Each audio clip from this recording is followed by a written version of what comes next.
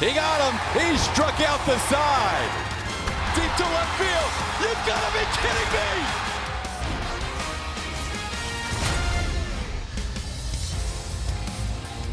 It is a Friday night, and a good crowd is showing up for baseball and fireworks tonight. Second game of a four-game series between the Astros and the Seattle Mariners. The Astros with a win last night. They are now 11 games ahead of the Mariners in the AL West. Rangers, Angels, and Athletics all 20-plus behind.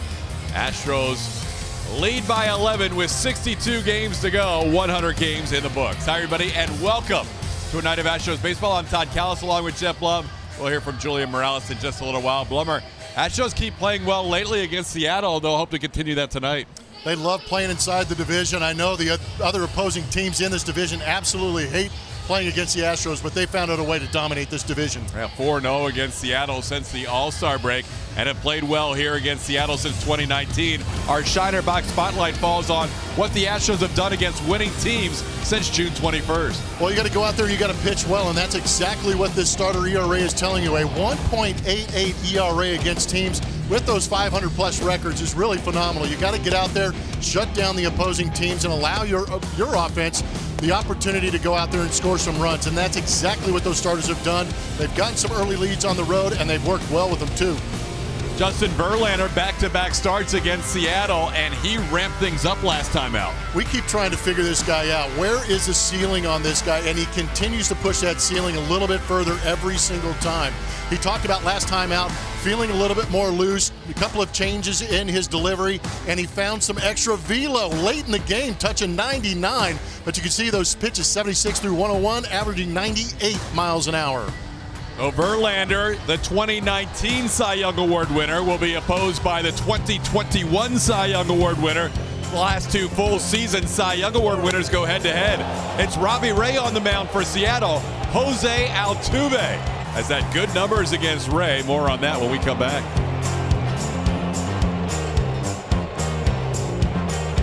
That is presented by C&D Scrap Metal. We're going to pay you in $2 bills for all your scrap metal. And by Rooms to Go. Get fashion, style, and quality all at low prices on every item, every day. Jose Altuve has good numbers against tonight's starter for Seattle. Yeah, and it makes sense, too, because Jose Altuve is hyper-aggressive when he steps in that box, always has a game plan for that first pitch. And guess what? Robbie Ray loves his fastball, and he also loves throwing it early in counts. So Jose Altuve has had the benefit of getting to some of those fastballs early, just like he did on that first pitch of that game up in Seattle. Altuve versus Ray go at it again when Julia Morales joins us after the break. She'll talk about the one and only Justin Verlander doing things we have never seen before.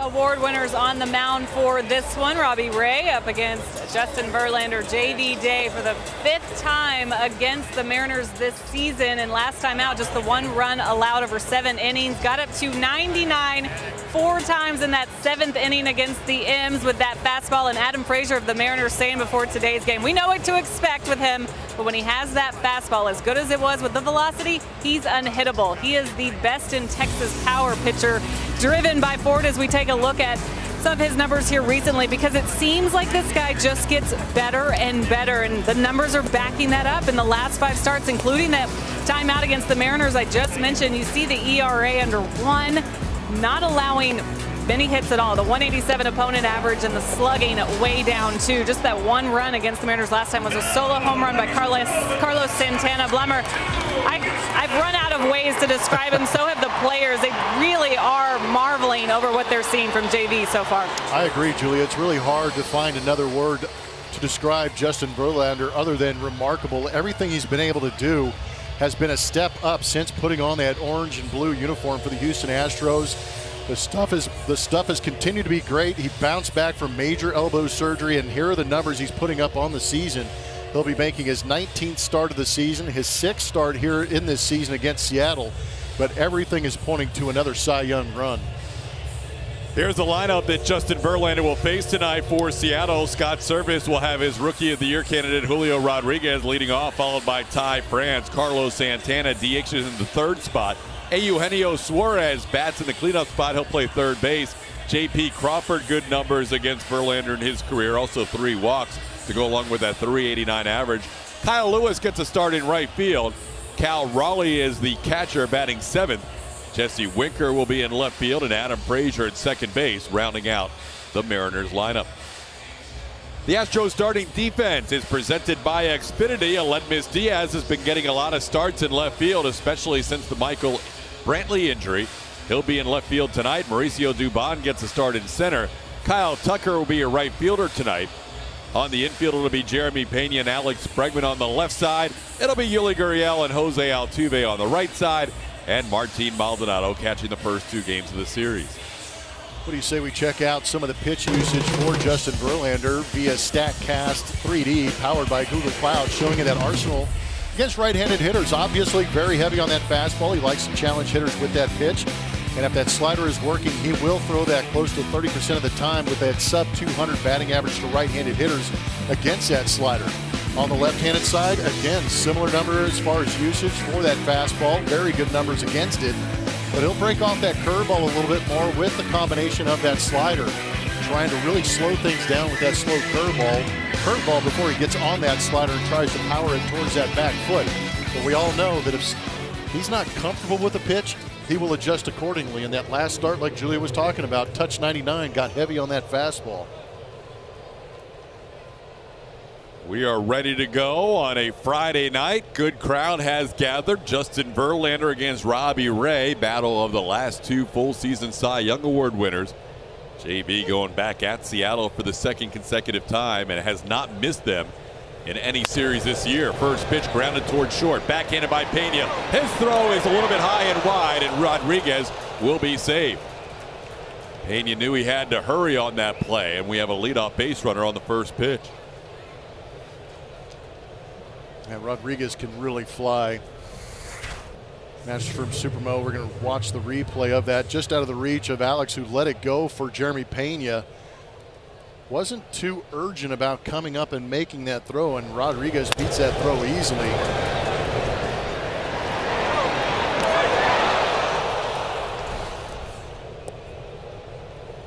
That'll be an infield hit for Julio Rodriguez to start this game, and Ty France will be the batter.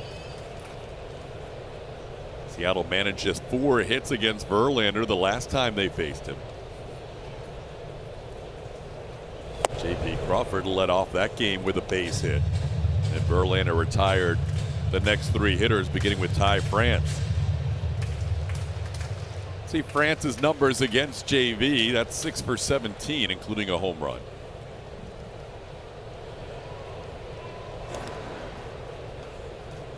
Rodriguez with those 21 steals, tied for 2nd most in the American League.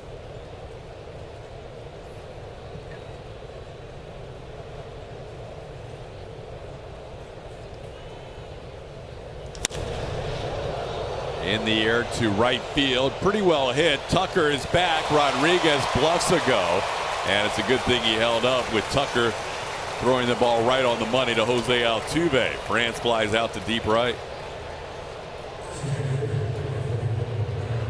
That'll bring up Carlos Santana.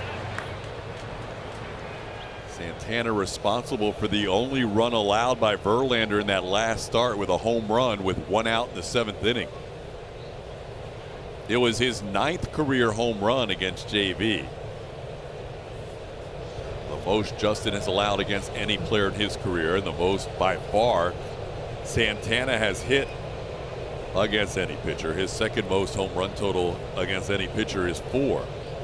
He's got 9 career home runs against Verlander. A lot of time battling in the AL Central. Santana 19 for 81 with those 9 home runs. Going missing up and away, 1-0.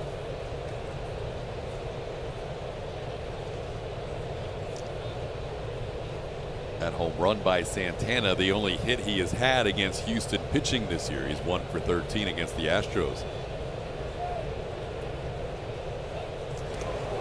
Pretty close play at first. Rodriguez gets back in.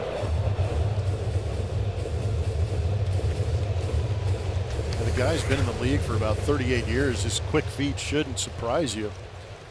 Ended up being a lot closer than I think Julio Rodriguez thought.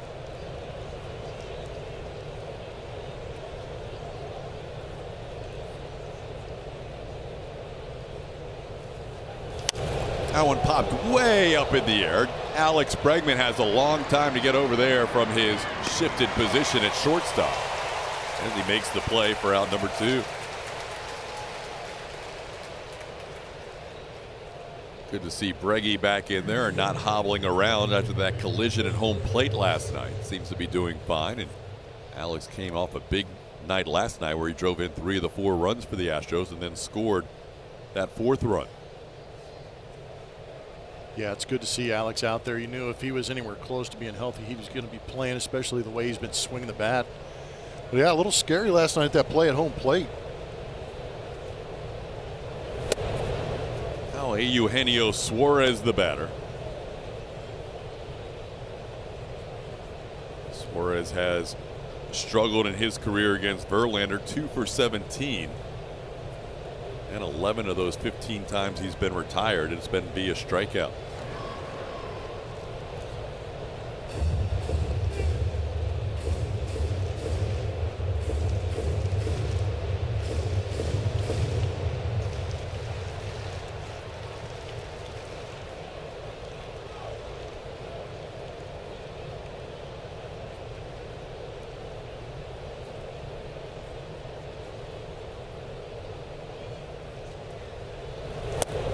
Drops it in beautifully. Nick Lentz, the home plate umpire, says, of course, that's a strike. It's 1-1. Good pitch by JV. Slow rolling curveball in her MD Anderson strike zone. Up out of the zone, you give up on it. Guess what? Spins right back to the top part of the zone to get that strike.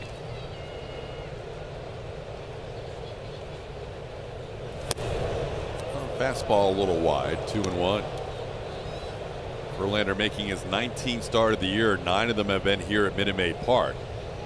And we mentioned he hasn't missed Seattle in any time this year that the Mariners have been here at Minute Maid Park, or the Astros have faced the Mariners at T-Mobile Park.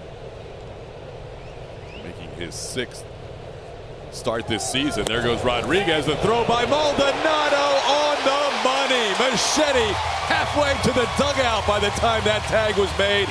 He guns down Julio Rodriguez for the final out. Maldonado picking up the veteran JV with the machete.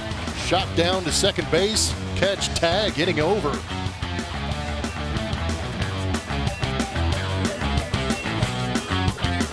Texas Children's Hospital. Jose Altuve leading off. Yuli Gurriel, Yordan Alvarez, Alex Bregman since June 17th has been very good. Kyle Tucker, Jeremy Pena, Letmus Diaz, Mauricio Dubon in center. Martin Maldonado behind the plate hitting 9th for Dusty Baker. Left-handed Robbie Ray is on the mound. 20 starts this season, a 3.9 ERA. Astros contributing to that, getting closer to 4. This will be his 3rd start against the Astros. 2 previous starts, 8 innings total, 9 earned runs. Would he challenge Altuve again? No way. No chance. 0 chance at that. TK, if he did, I'd be seriously concerned about their scouting report. And there's a certain ego that's involved that says, I want to go out there and throw the fastball, but after you got hammered that last time, I don't think he'd throw that fastball again. Altuve watching the slider drop below the zone. Now he gets one on the inner half with a slider and pops one up. Suarez, the 3rd baseman, makes the call on the catch. And Altuve retired on 2 pitches. This deck has 3D powered by Google Cloud. It's going to show you the pitch usage against right-handed hitters. Throwing that slider, sinker, 4-seamer. Those are going to be the 3 primary pitches. He does a good job of mixing, but usually early on it'll be that fastball. Some large numbers against it for the Houston Astros. Left-handers having an equal amount of success with that slider, 4-seam, sinker mix. Also throwing that slider more often, but Astro left-handed hitters against that slider, 400. His first year with Seattle after signing a big deal in the offseason, and he has not enjoyed his 2 times facing the Houston Astros as Yuli Gurriel digs in there.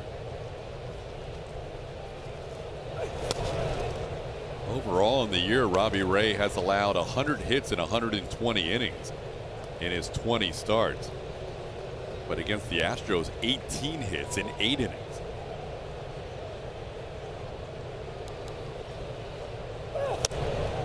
Two and one on Gurriel. Ray's now 30 years old, makes his 21st start of the year. He had his shortest outing of the year last time against the Astros. His previous low inning total was 5, which he did a couple of times. It went just 3 innings in that start in Seattle against Houston, and struck out just 1 batter that day, also his low mark of the year.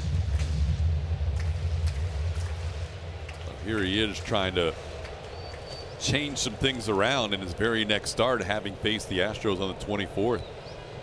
Yeah, that was abusive what the Astros offense did to Robbie Ray.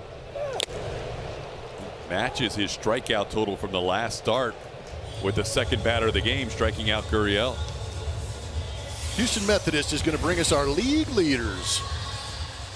Yordan Alvarez coming to the dish. How about most home runs through first 100 games for the Astros in franchise history? Yordan Alvarez on there at 29 home runs behind Baggy a couple of times and Lance Berkman in 2002. Tied up with Richard Hidalgo. And Yordan has played a lot fewer games. Those are team game numbers. Yep. Yordan having to miss some time this year. Has played 83 games. Tonight's game number 84 as the Astros play their 101st game of the year. He leads MLB in pretty much everything. On base percentage, slugging percentage, OPS. He increased his season high OPS last night from 1,087 to 1,088 with a double and a walk in that game. You're going to hear Robbie Ray on his delivery. He's got a little more than that Zach Greinke grunt going when he delivers. 2-1.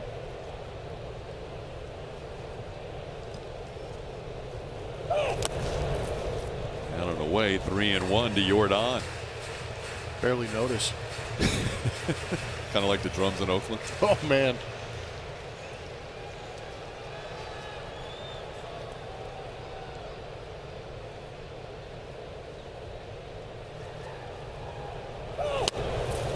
Gave Yordan a fastball there, but placed it on the outer half, and Yordan didn't go after it. It's 3-2.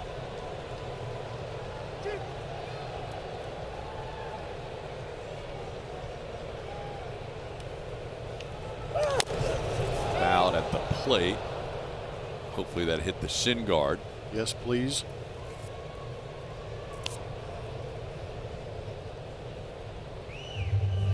Let's see if Yordan tested the integrity of that shin guard, and he did. Hopefully absorbing most of the damage. Still, that ball off the bat, pretty extreme.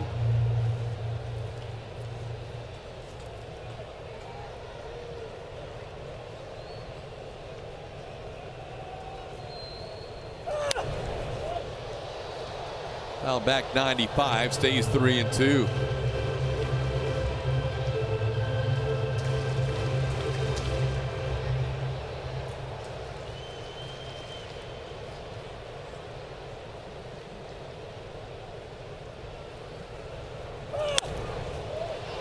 Good little battle going here. Ray keeps challenging Yordan with 95-mile-an-hour fastballs.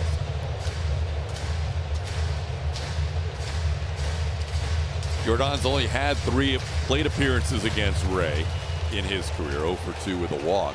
This will be the 9th pitch coming of this at bat. Went upstairs and misses. Ball 4. Yordan draws another walk. He is catching his teammate Alex Bregman and Jesse Winker for the league lead. That's now 52 walks for Yordan. And he has now walked 18 times in the last 19 times in the last 20 games. There you go. Power and selectivity. 2 guys matching up nicely over an 83 game span. Very similar numbers. Yordan winning in that batting average. Of course, Barry Bonds taking quite a few walks to get his OPS up to 1,090, and just behind him is Yordan Alvarez. Lately, we've been seeing some intentional walks to Jordan, kind of Bonds-esque as well. We're going to see a lot more of that. It'll depend on situations too.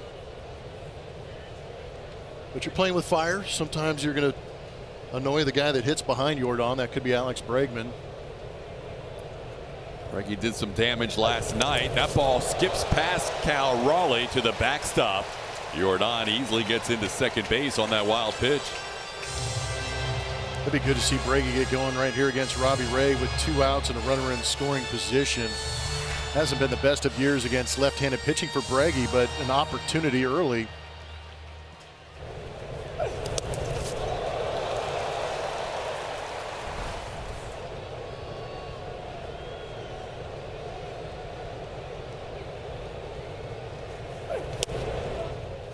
Catches that outside corner, and the count's 1-2.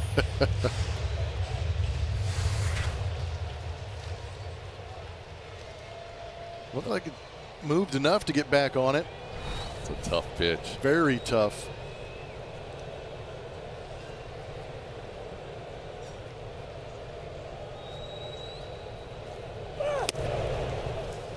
Up and away, 2-2.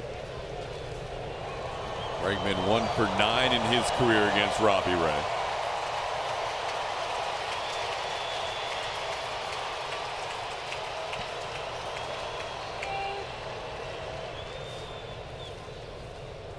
See the good crowd that's gathered on this Friday night. They are filling up pretty close to a full house as we look around Minute Maid Park. Good matchup and fireworks. Count me in.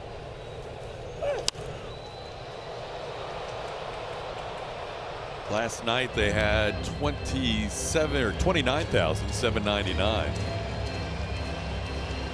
Kind of a chill crowd last night, but tonight you can feel a difference in the energy from the very start.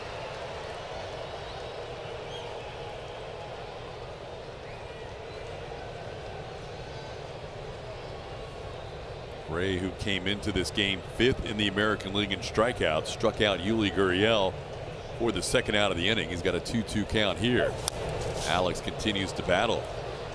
Well, the Astros putting some pitches on Robbie Ray here. Yeah, the last 2 hitters are doing a really good job of extending these at-bats and putting that pitch count to Robbie Ray in this first inning. Make him earn it. Or eventually you work him into a position where you foul off some pitches and get a mistake you can handle.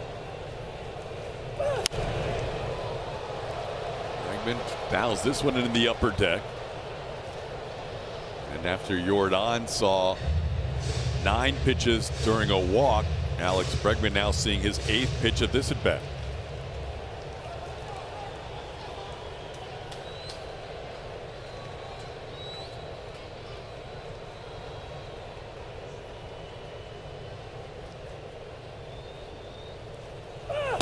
Upstairs, and Bregman will see a 9th pitch as well.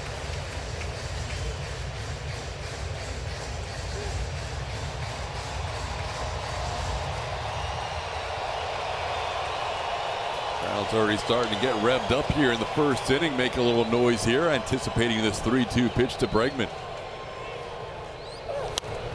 And he'll see a 10th pitch.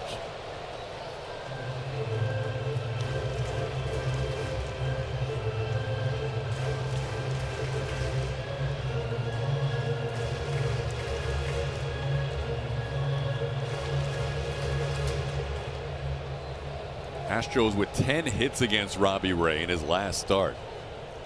It was the most he allowed in a Mariners uniform, the most he has allowed in his career. That ball towards the middle of the diamond, but positioned right there is Adam Frazier in the shift. Good battle by Breggy after a good battle by Jordan, but Robbie Ray wins this battle, and the Astros fail to score in the first. Which top pitcher will be Justin Verlander's biggest comp for the Cy Young Award in the American League? Shane McClanahan for Tampa Bay, Dylan Cease in Chicago, Alek Manoah for the Blue Jays, or Nestor Cortez for the Yankees. All having really great seasons. We want to know what you think on our Twitter poll as we take a look at what they're up to. These are strong seasons these guys are putting together in the American League, guys. Shane McClanahan starting the All-Star game for the American League, having a great year. JV doing remarkable things, picking up where he left off in 2019. As we'll face Eugenio Suarez here. Suarez was the batter when Julio Rodriguez was thrown out trying to steal to end the first inning. Suarez had a 2-1 count at that point, so he starts fresh here. Justin picks up that strike. It's 1-1.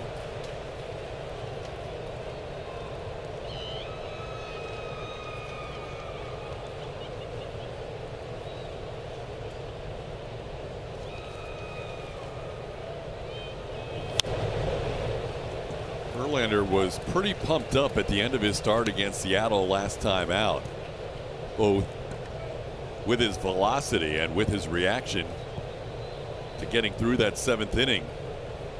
We have not seen him that animated bouncing off a mound in a regular season game, maybe other than that no-hitter, since he's been an Astro. I think that's a fair assessment. 1-2 pitch is sent to center field. Mauricio Dubon's out there tonight. He'll put it away. JV hit 99 miles an hour in that start 4 times in the 7th inning, and he ended the day with 101 pitches. He had not thrown 4 pitches of 99 miles an hour in a start since 2013. I would love to understand the sensation he had when he hit not just 97. We've seen him hit 96, 97 consistently throughout the course of the season. But when he gets to that 98 and he goes, hey, that felt pretty good. And all of a sudden you reach back and find one more and get to 99. He must have been juiced off that alone. The adrenaline of understanding that that right arm is getting back in shape. And he even said after the game, he goes, I think I finally got to the point where I can let it eat a little bit. But if he's able to pace himself in the mid-90s through the first 5 innings and manage a game, and then get into those 6th and 7th innings where he really needs to get out of some jams and pump it to 99, that's something as a hitter you got to keep in the back of your mind. And not in that good spot in your mind. He said he peeked a couple of times to see if he hit 100. I love it. This ball sent in the air to left field. Coming in on it is Aledmys Diaz. J.P. Crawford retired for the 2nd out. Sunday is Princess Day at Minute Maid Park. Dress up as your favorite princess and experience the magic during the game. Make the memory last a lifetime. Get an Astros Princess Jewelry Caddy and Jewelry Set add-on package. Visit astros.com/princess to learn more.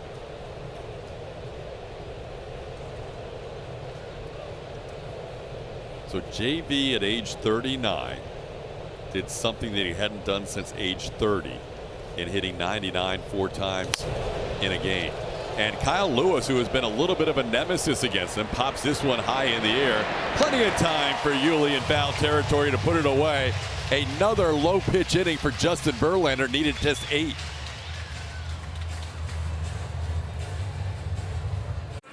Astros have seen Robbie Ray a few times. Last 3, though, you're really getting to him. The 1,300 OPS by the club. 8 home runs, 15 earned runs. Remember that last time out, just going the 3 innings. He gave up the 2 home runs. Altuve and Pena taking him deep in the 1st inning alone. Usually a guy that generates the swing and miss, but not that day. 10 hits, just the 1 strikeout. Astros hoping to get to him again here in the 2nd, TK.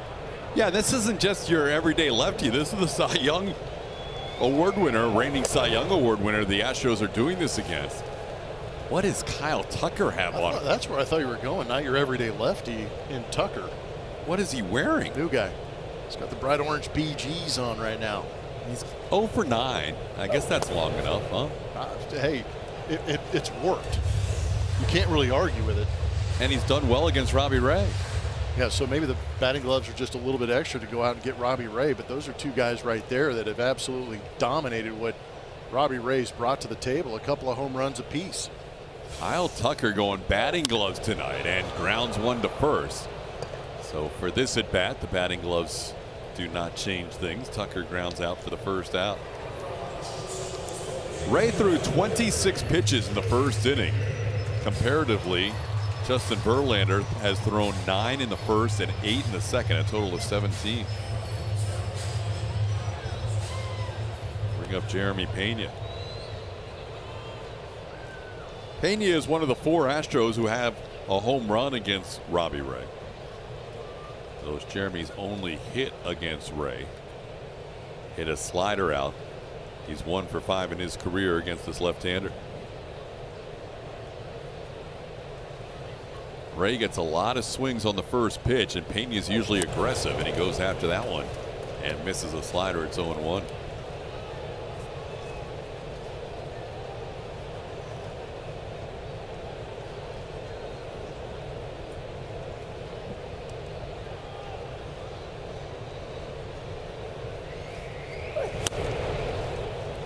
Picks up a strike on the outside edge. 0-2.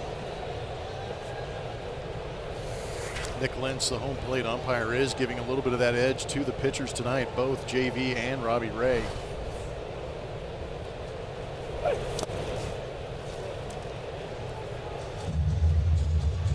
Robbie Ray is really making a concerted effort to stay down and on the edge. That start in Seattle, obviously getting hit hard, first 2 hitters will make you a little gun shy, but he was having a tough time locating that slider in that game. So when he lost that secondary pitch, that fastball had a tendency to float over the middle of the plate a little bit more, and the Astro hitters didn't miss anything that last start. They were hitting the ball hard off Robbie Ray. He didn't walk anybody, but a career high 10 hits. With Pena going back-to-back with Altuve. I just feel like it couldn't get to a 3-ball count because they were swinging at good pitches early. That's true. There were not many deep counts in that outing. Good take there by Jeremy. Counts 2-2. Ray has much better numbers at home this year with Seattle than on the road, despite the fact that he gave up 6 runs against the Astros in that last home start. His ERA at home this year is sub-3, and his ERA on the road is above 5. Pena has worked a deep count. Alvarez, Bregman, and Pena all working 3-2 counts here, 3 of the last 4 batters. Yeah, for an aggressive hitter, worked this count pretty good, but eventually goes down. Second strikeout for Robbie Ray. This week on Astros Bases Loaded, we get into the mud to see how baseballs are prepped for game use, and GM James Click talks about careers outside the lines at the Astros Youth Academy. All that and more on Astros Bases Loaded all season long, only on AT&T Sportsnet.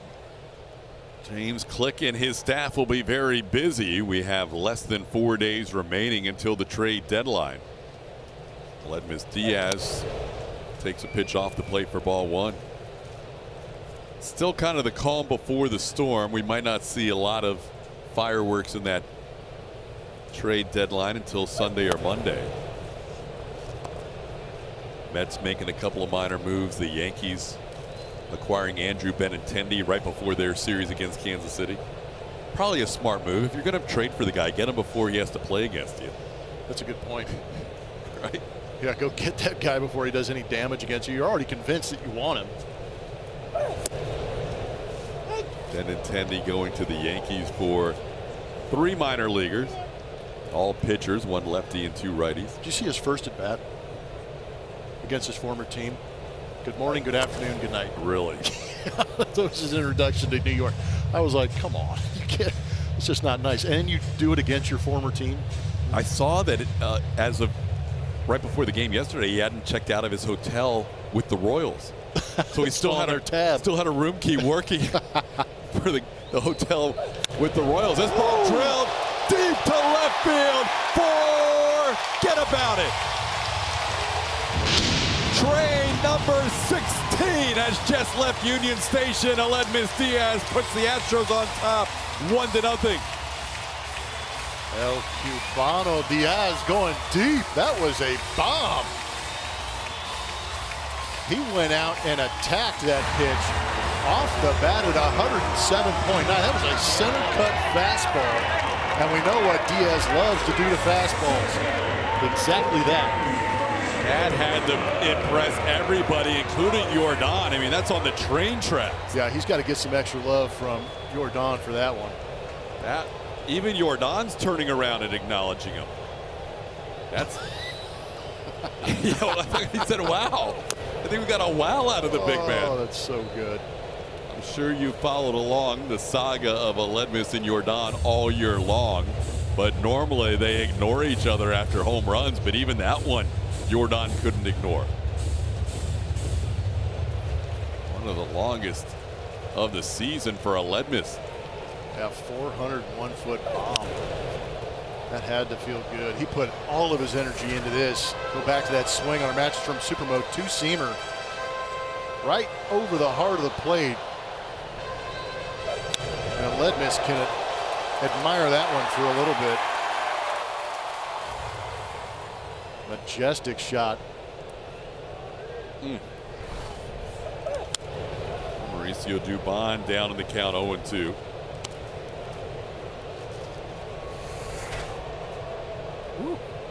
That is the definition of center cut. Aledmys ain't gonna miss that one. Center square at 94. Well, the Astros continue to put pitches on Robbie Ray. They've scored the one run on the solo home run. He has thrown 19 more pitches in this inning on top of 26 in the first. And again, JB has only thrown 17 pitches, so big advantage early for the 19 Cy Young Award winner going against the 21 Cy Young Award winner. Dubon holds up on that pitch, up 1-2.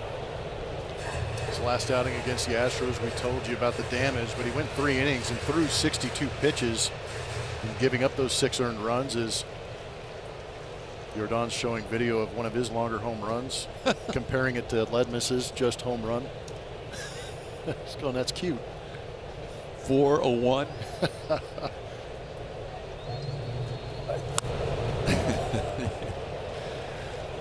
Aledmys going over there again. Hey, can you take me up to the train tracks and go get my ball later? That'd be cool. That would be good. I love that they're sitting there having this conversation. This is beautiful. I love that Jordan actually acknowledged them. I know. You have to after that. That was awesome. Actually dropped a wow out there.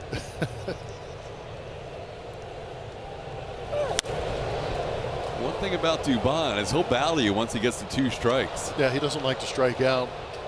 He'll go up there and put up a fight. He's been down in the count 0-2 most of the way. Now it's 1-2, and he'll see an 8th pitch of this at bat as Robbie Ray continues to have to work hard. That ball looped into center field. That's going to be down for a hit. Mauricio Dubon stayed with it with 2 strikes, fouled off some pitches, and found a way to get on base with a looping single to center. You battle like that and end up getting a hit, no matter if it's a rocket or a drop shot like this, it feels so good. You really go out there and earn it, fouling off some tough pitches. Just muscling it to center field to keep this inning going and keep that pitch count going against Robbie Ray.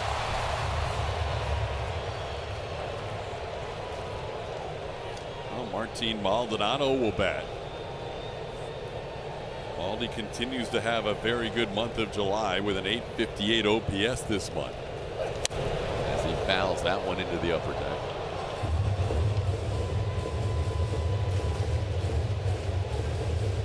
Robbie Ray, generally a guy who gives the Mariners a lot of innings. Coming into tonight, 120 innings pitched, trailing only Logan Gilbert, who pitched last night, Framber Valdez, who pitches tomorrow for the Astros, and Alek Manoah, who also pitches tonight for Toronto. So he was 4th in the AL. Tonight, the Astros putting a lot of pitches on him early. Who wants this one? Frazier stays with it and puts it away. Had to reach up in the last second to make that catch. But the Astros get on the board first. Big swing from Aledmys. Diaz hunted that heater and crushed it up onto the tracks and asked Jordan, are you impressed? 100 games in the books for the Houston Astros this year, and they are 65-35. You see the 11-game lead they have right now over the division. Only the 2017 team was better. A huge lead. They're in 17. 2018 pretty good. And so is 19 and 2021. This is a group that knows how to win. They know exactly what they need to do in the regular season, which is win the division. That's their goal every year. We've seen the starting pitching, the success they've had there be contagious this year. Some big big years for some guys in the bullpen, and then the offense doing what we know the offense can do. Also think, guys, which I've heard from a couple of guys in the last couple of days, just this team's ability to turn the page so quickly on a tough night or a tough series like we just saw with the A's, turn things around very quickly, get back in the win column, but get back on track, TK. Yeah, that was good to see last night. The Astros getting swept by the Oakland A's Monday, Tuesday, and Wednesday, and back home for a 7-game homestand against Seattle and Boston.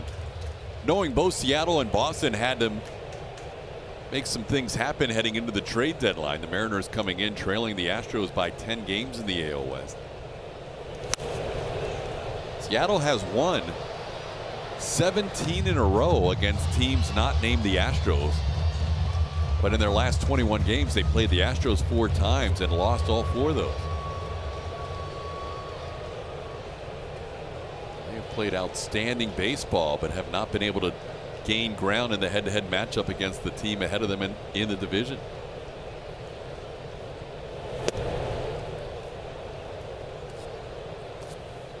That lead started at 9 coming out of the All-Star break, moved to 10 when the Astros swept a doubleheader from the Yankees, and then moved to 13 after the sweep of the Mariners in Seattle. Swing and a miss. Cal Raleigh goes after that slider down and inside, and that's another strikeout, or that is the first strikeout for Verlander, and another in his career.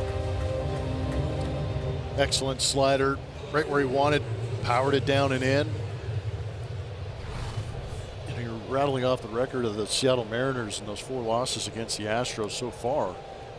Almost as bizarre as the Astros playing as well as they do against the Yankees, Mets, and Seattle Mariners, and then the Oakland A's happen. Makes no sense.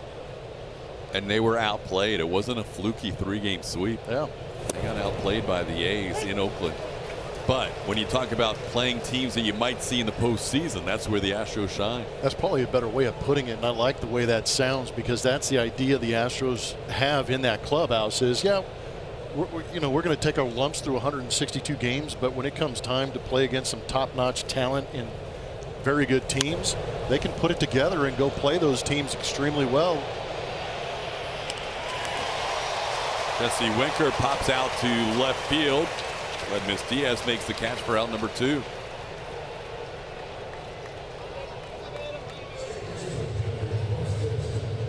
Yeah, some guys will call it turning the page, but I think these guys can legit flip the switch against some of those better teams that they want to go out and beat. I've never seen a better example of a team flipping a switch than the pandemic year of 2020. Yeah, that was a great example of it. Because there was nothing in that regular season where you would get your hopes up for the run that the Astros made to the ALCS. They were basically a mediocre team in the regular season. Yeah, statistically, record-wise, everything just kind of said, they got into the playoffs. That's great. Then all of a sudden, swept the Twins at their place. Took out the Oakland A's at Dodger Stadium. And both those series were in destructive fashion. It wasn't, down a nail biter down to the last pitch. It was just, we're going to thump you and move on. 2-0 the count to Adam Frazier. JV uncharacteristically working behind Frazier here. It's 3-0. Frazier batting in the 9 spot tonight. Has retired the first 8 batters. He hasn't thrown a lot of first pitch strikes tonight, but he's also not fallen behind like this. 3-0. There's a strike on the outside edge.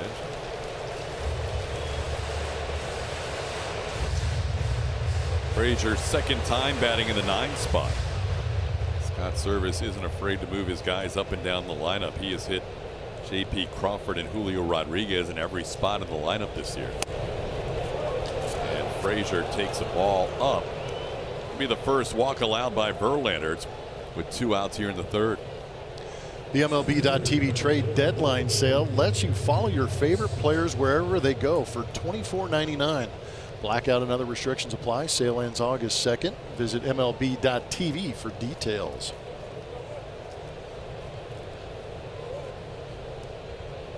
Julio Rodriguez, who has the only hit of the night for the Mariners, an infield hit. bat here with a runner on and 2 outs.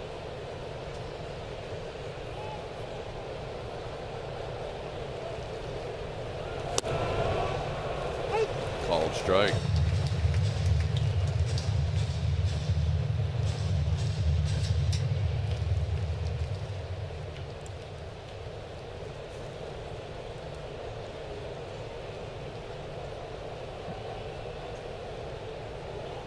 Rodriguez, with that infield hit his first time up, has now reached in 12 consecutive games. Last night was the first time Rodriguez has been in the lineup where the Mariners lost in 16 straight games. He was 15-0 his last 15 times in the lineup, and the Astros won last night with Julio leading off.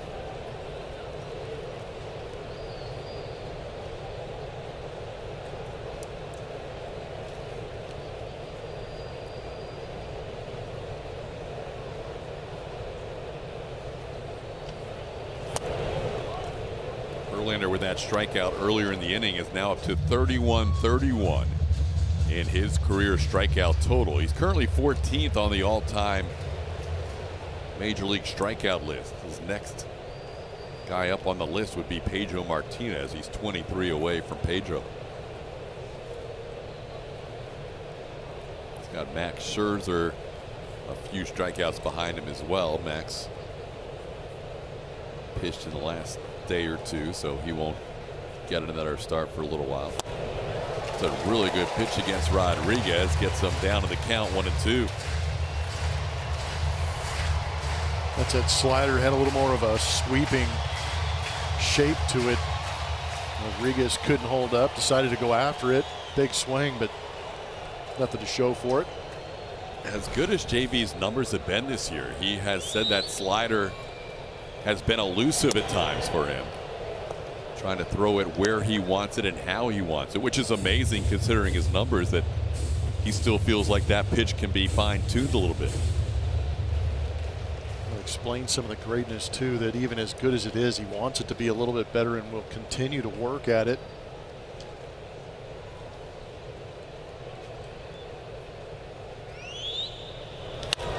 That one hit high in the air to center field. Mauricio Dubon will come in, and the Astros center fielder puts it away for the final out of the inning. A walk, one man left on base. We're through 2.5. Astros lead 1-0.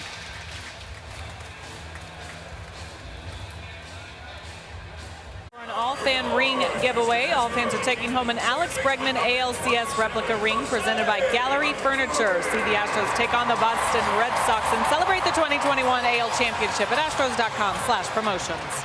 TK.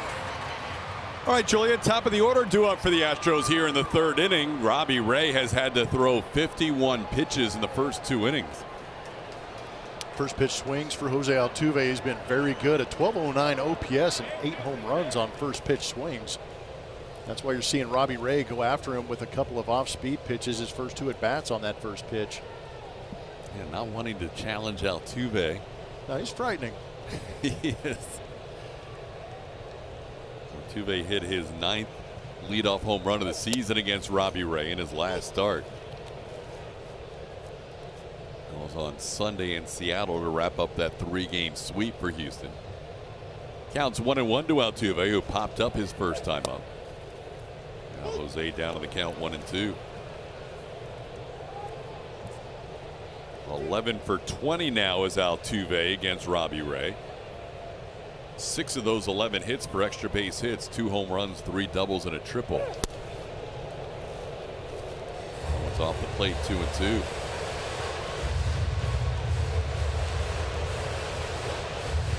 With some of these takes and some of these foul balls with 2 strikes against a strikeout pitcher, Robbie Ray has to be sitting out there thinking, this is just a team that sees me well for some reason. That's a close take. That's one that Robbie Ray wanted, but it was just below the zone, according to Nick Lentz. Yeah, they'll frustrate a lot of teams with the amount of pitches they'll take on the edges and force you to throw better pitches around the plate. That one could have grabbed the bottom part of the zone, but did not. So it's another full count, and that'll be a walk to Jose Altuve to lead off the third inning.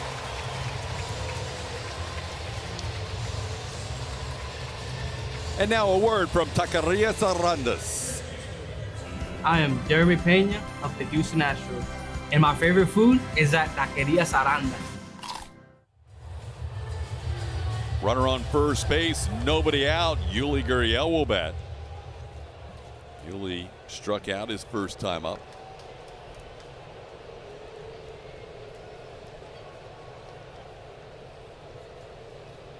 Yuli with his third consecutive game batting in the 2 spot in the lineup. Takes that pitch at the knees for a strike. Dusty Baker putting Yuli in that 3 spot in the final game in Oakland. Out of there 6 times last year. Hadn't batted in the 2 spot since his rookie season of 2016. Prior to that, fouls it away. It's 0-2.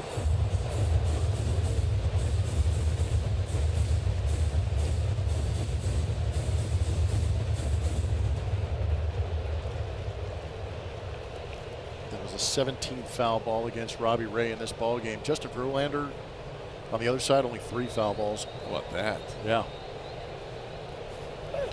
Ground ball right side. That'll be through for a base hit. Altuve will take the turn and hold up. Yuli Gurriel on an 0-2 pitch. Singles into right. Good piece of hitting. You got Ty France holding on Jose Altuve at first base, and a little bit of that pull shift being played against him. So Frazier nowhere in the vicinity. And Yuli just gets on top of this pitch, punches it off the ground into the open space, and everybody moves up 90 feet. You know, hitting in front of Yordan Alvarez takes a lot of stress off the hitter for a couple of reasons. One, you're going to see better pitches because that pitcher wants to challenge you, get you out, and not have you on base. And at the same time, you don't have to think about doing too much. Just get on base. Find a pitch you can handle, and that's exactly what Yuli did right there. Is something out over the plate, go the other way, put a couple of guys on, and let Yordan do his work. Here he is, Yordan.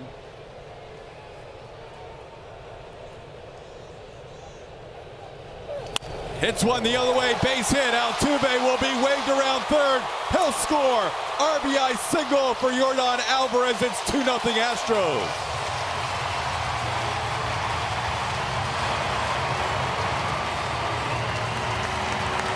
We all want to see Yordan hit the ball 500 feet, but at the same time, he is such a good hitter. Battled that fastball in his first at bat. Here he gets aggressive early on a fastball he can handle and gets on top of it, and he does the same thing Yuli did, just hits it where they're not. Drives in a run. That's what makes Yordan frightening as far as a run production idea is concerned, because not only is he looking to hit the ball out of the ballpark, he can shrink it down a little bit, just get the base hits and keep the inning going. 68 runs batted in for Yordan Alvarez. Now 2 on, still nobody out. Here's Alex Bregman. Bregman had a good at bat his first time up, saw 10 pitches before shooting one up the middle and grounding out to the second baseman Adam Frazier. Astros now have reached with 5 of their last 6 hitters against Robbie Ray, beginning with the Aledmys Diaz home run. That's a strike on the outside edge, 1-1. You just tip your cap on that one and say, okay, that's your pitch. I'm going to wait for something else. You can't go out there and try and hit nasty all the time. You got to try and hit those mistakes.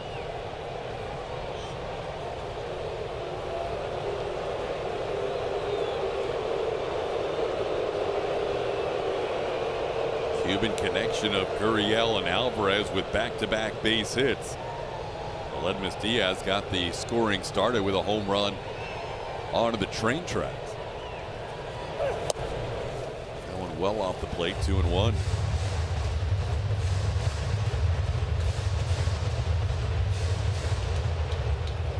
Started to see the swag come back a little bit last night. That's been missing at times this year with Alex Bregman. Saw the stare back to the camera after his home run.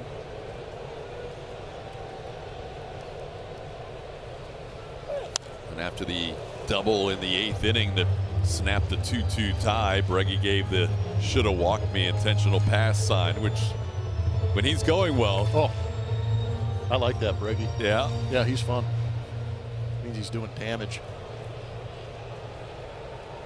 He hasn't been able to bring out the swag as much in 2022 as he would like, but it's been much better lately. Last 35 games, an OPS right around 900. That ball drilled to left field. That ball is going to be down into the wall. Great read by Jordan. He's going to follow Yuli home. They will both score. 2 RBI double for Bregman. It is now 4-0 Astros.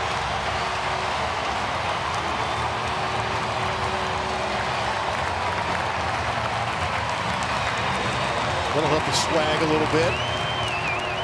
93 on the inner third and down, and Brady pulls the hands in nicely.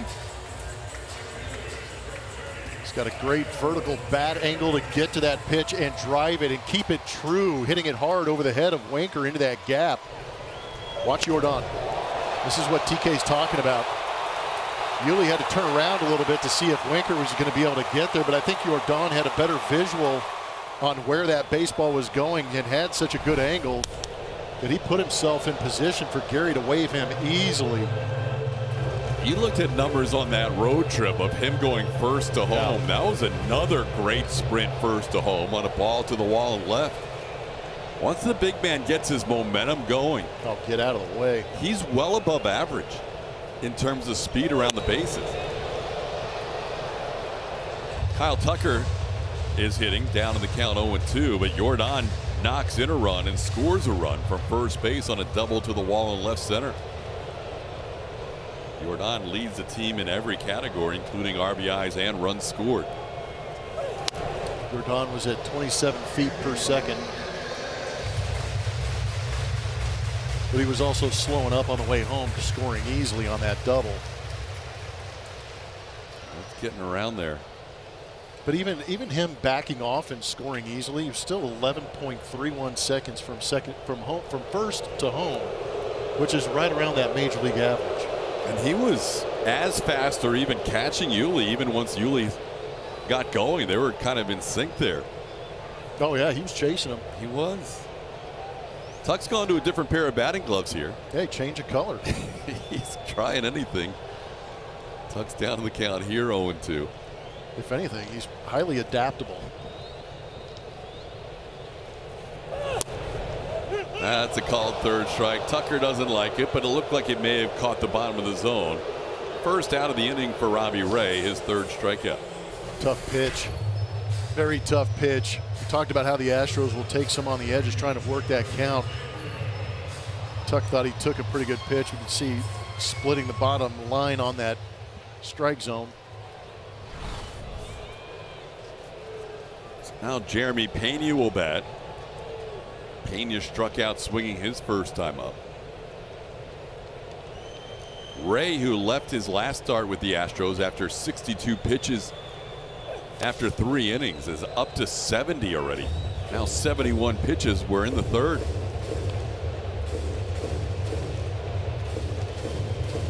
Yeah, he went 3 full innings throwing 62 pitches. Here 2 1/3. Again, he has gone at least 5 innings in every start other than his last one against the Astros. Most of those starts have been 6 or 7 innings. Catch Jeremy there with a fastball on the outside edge. It's 1-1. So Scott Service and Robbie Ray realizing that the Astros have definitely had his number this year. 5 hits tonight, 23 on the season in 10 1/3 innings. They have scored 14 runs in those 10 1/3. 13 of them have been earned runs. And with him grunting on every pitch, it's been max effort, max leverage, I feel like, in these 3 innings also.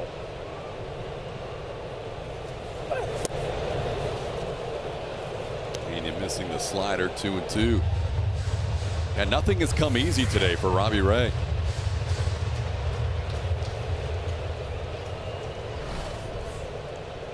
Even that first inning when he just allowed 1 base runner with a walk, Jordan and Alex combined for 19 pitches, back-to-back hitters. Pena will slice that one foul. This crowd is revved up tonight. It's such a good energy on a Friday night. That was a foul ball off the bat, but they were ready to go nuts.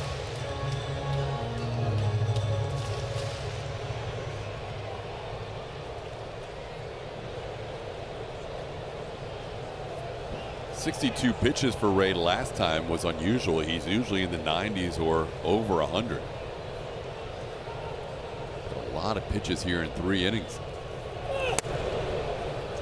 Another full count.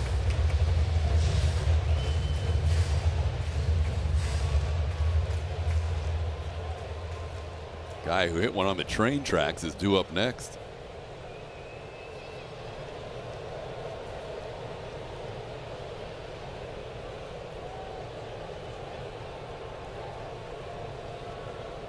Fifth full count of the game, second straight time for Pena. And that misses in, ball 4. 5 of the first 6 hitters in this inning have reached as Pena works a walk. That'll bring up Aledmys Diaz.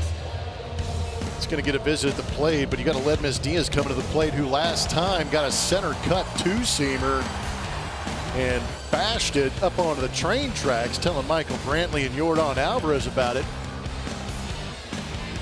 Here we go with some StatCast 3D. Aledmys enjoying that as much as his avatar did. 401 feet, getting up on the tracks. 108 off the bat. A little meeting at the mound. Pete Woodworth, the pitching coach, having a word with Robbie Ray. He'll head back to the dugout. I think that was as much a breather in the middle of this long inning. Yeah, sometimes those visits, you really don't have much to say as a pitching coach, especially to a veteran like Robbie Ray. You just go out there and say, hey, catch your breath, get that heart rate down, and try and find a way to get back in that zone and get yourself out of this inning. Saw Woodworth there in the dugout celebrating his 34th birthday today. Wow. Pitching coach. Younger every day. Pitching coach for 3 years, and he's 5 years younger than tonight's Astros starter. Different career arcs. You can say that. Different stuff. 1-0-1 pitch is lined to right field, and that is caught over the shoulder by Kyle Lewis. Going back to tag is Alex Bregman. He'll still be able to get to third. That was a nice play by Kyle Lewis. He had to go over his shoulder to make that one. That took everything Kyle Lewis had, because we talked about his knee issues in previous games. He's not moving the way he used to. Not really aggressively getting after it, but doing the best he could, and was able to reach out, take away that extra base hit and potential RBI hit from Aledmys. Plummer, you're right. Just watching him react even after the catch and slowing down, a little tentative with those knees. Ginger, yeah. So here's Mauricio Dubon. Astros sending their 8th man to the plate here, and Dubon, he singled last inning after the Aledmys Diaz home run. Worked a lot of pitches against Robbie Ray and takes that fastball for a strike.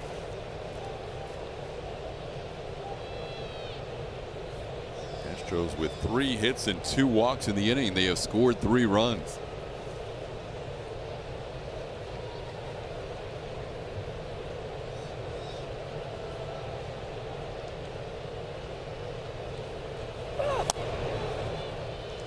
A little bit off the plate. 1-1. 30 pitches thrown for Robbie Ray in this inning. 81 in the game, 26 in the first inning, 25 in the second inning. And now he will throw his 31st pitch of this inning. And Murphy beginning to warm up in the Seattle bullpen. Down and in, 2-1.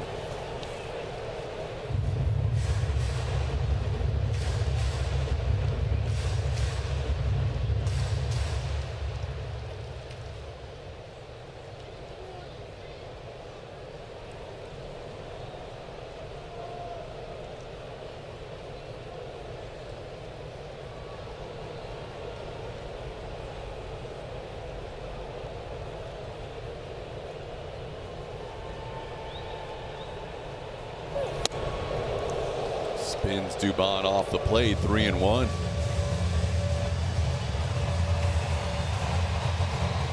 wonder how close Scott Service is to going to his bullpen. This is tough for him to watch his ace starter, who was acquired from the Toronto Blue Jays, signed as a free agent, throw this many pitches in this few innings.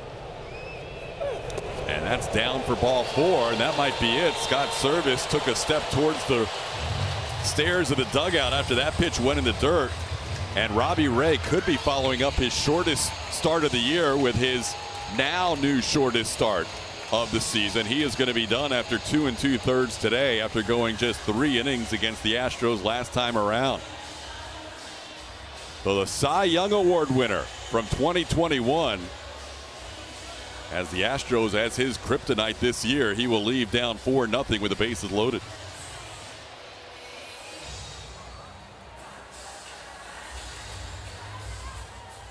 The bases loaded, now facing a new pitcher for the Mariners, Penn Murphy. Penn Murphy is a workhorse.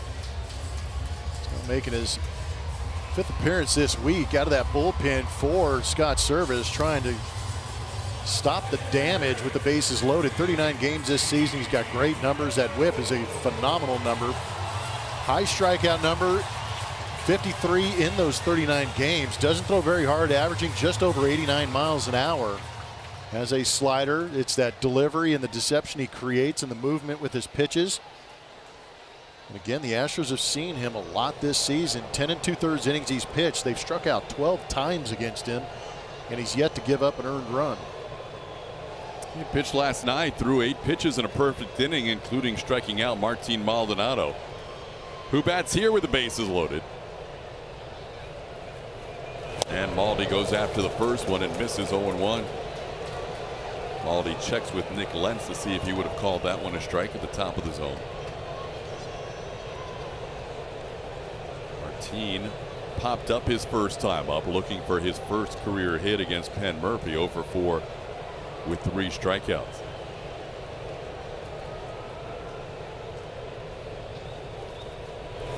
Checked his swing on that slider away, 1-1. Maldi has the Astros' most recent grand slam. It came against Oakland on July 16th. A couple of Saturdays ago here at Minute Maid Park.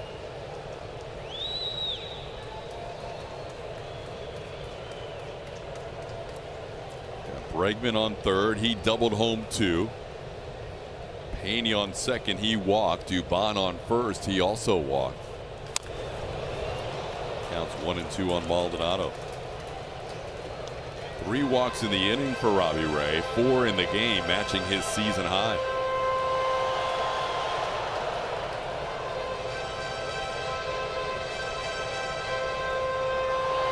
Another outing to ponder against the Astros, throwing 84 pitches in 2 2/3. Crazy numbers in the last 2 starts against the Astros.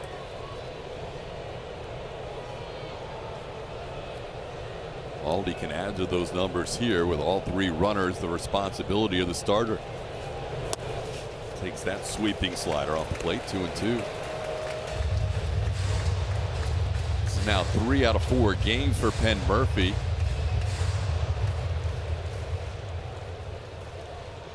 Pitched on Tuesday and then yesterday and then again tonight, coming in here in the 3rd inning. The Astros not only jumping out 4-0, but they'll tax that Seattle bullpen a little bit. They had to put a reliever on the IL yesterday. Diego Castillo had to go on the injured list. One of those deals where Scott Service had an extra spot to work with for the 14-man staff. He might have kept Diego active, but he brought Matt Brash right back after he had been sent out just 2 days earlier. 2-2 pitch is grounded towards first. Glove there by Ty France. He'll step on the bag, and the Astros will leave the bases loaded. But they send 9 men to the plate and bat around in the 3rd inning, scoring 3 runs and lead this game 4-0. Receiving an Astros Princess Tiara. Get to the game early for the tiara, then enjoy special Princess Day activities around the ballpark all game long. Visit astros.com/promotions to get your tickets today. Sun is setting beyond the glass there in left field. on a Friday night here in downtown Houston, where the Astros lead 4-0. Justin Verlander had 23 minutes to sit in the bottom half of the third as the Astros batted around and scored 3 runs. Now he'll face the 2, 3, and 4 hitters. And Ty France takes a breaking ball at the top of the zone for a strike, 0-1. France flied out to deep right field his first time up.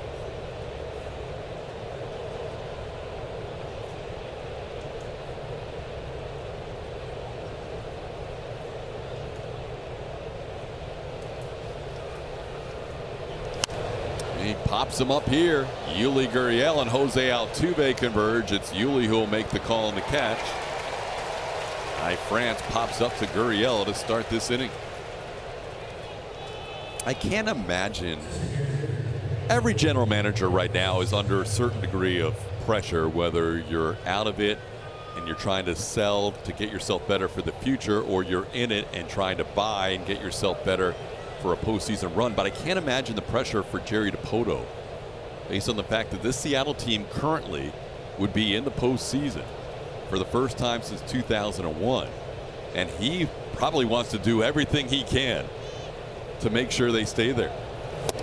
Yeah, I would imagine he would love to be the general manager, and Scott Servais would like to be remembered as the manager that got them back to the playoffs. Granted, they're expanded this season, but at the same time, it's still playoffs.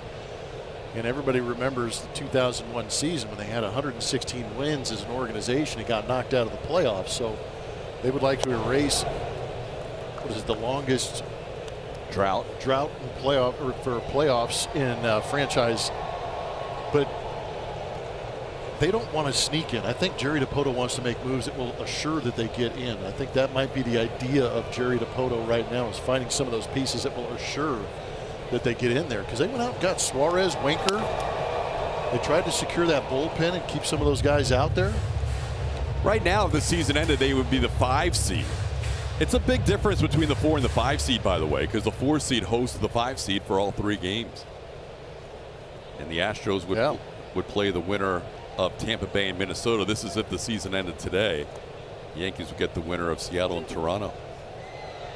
Yeah, Toronto has that 12th man working for it. Yeah.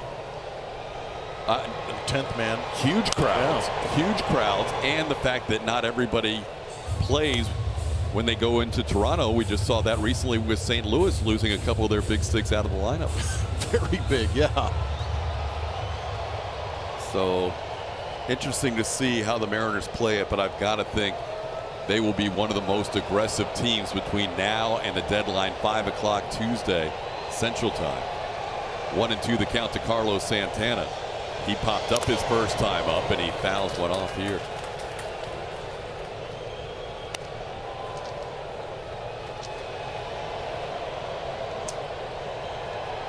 Verlander has 10 outs tonight. 8 of them have been in the air.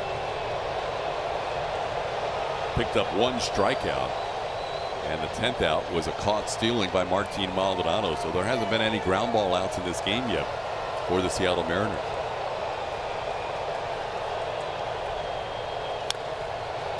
Santana staying alive at 1-2.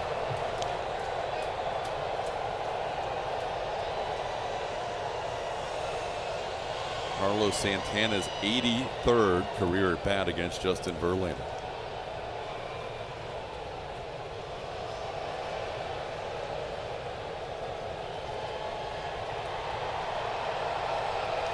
And he pops this one up. Verlander looks in, and Maldi has the play right by the plate. Watch out for that baseball bat as he sidesteps it to make the play for out number 2. For the best coverage of the game, here's a look at our T-Mobile coverage cam. Speaking of Maldi, he threw out Julio Rodriguez back in the first inning to end the inning, and Maldi would walk it off as Rodriguez caught for the 6th time this year.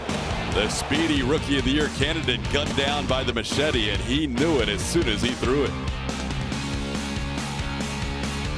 That was a beautiful thing. Still got that arm up behind home plate. When he put his hand in the air, it was right around the same time Altuve was getting the baseball received and making that tag. He knew it as soon as he let it go. It was on the money. And Eugenio Suarez flied out to center field his first time up. JV gets that call. It's 1-1.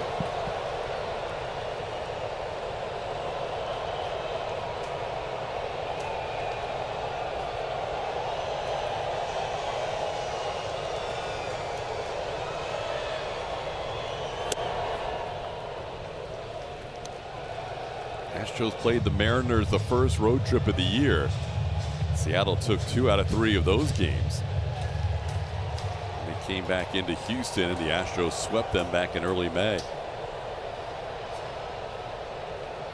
Last time Seattle was in town, though, they took 2 out of 3 back in early June. Overall in the season, the Astros have won the season series. They're up 10 games to 6 with 3 games to go, including tonight. JV's pitches by inning. Trying to get through the 4th inning in less than 50 pitches. And he does, striking out Eugenio Suarez. That is the 12th time JV has struck out Suarez in his career. 1, 2, 3, 4. Good slider. He's got it all working this evening, and he's got a lead. 4-0 Astros. Everybody ready? You got 3 clues. Bonjour. Backup backstop. San Francisco treat.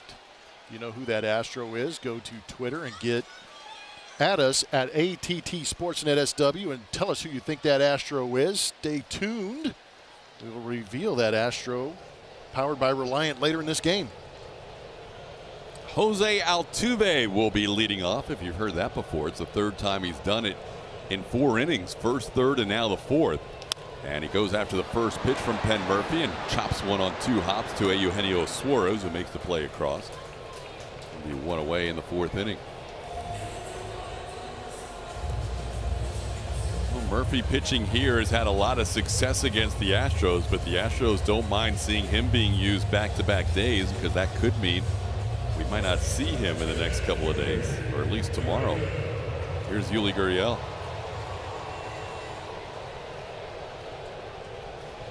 Yuli singled to right field, also struck out his first time up. Murphy delivering a fastball off the plate, 1-0.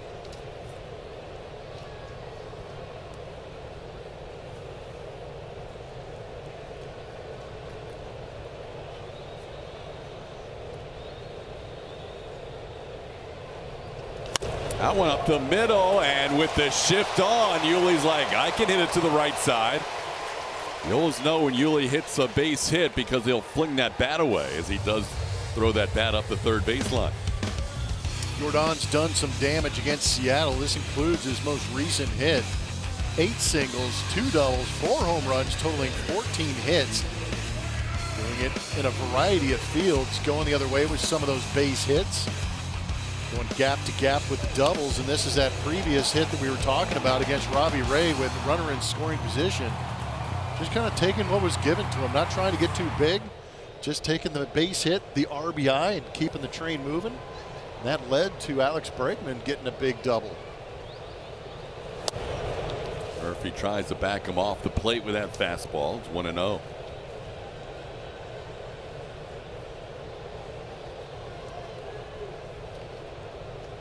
Jordan used the whole field against Seattle this year and has been on base 2 more times tonight with a walk and a single. Has that OPS up to 1,093 now. Takes that pitch off the plate, 2-0.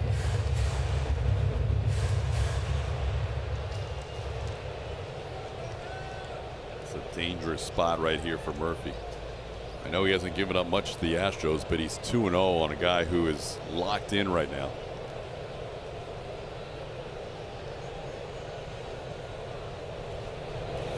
And he moves him off the plate again, and now it's 3-0.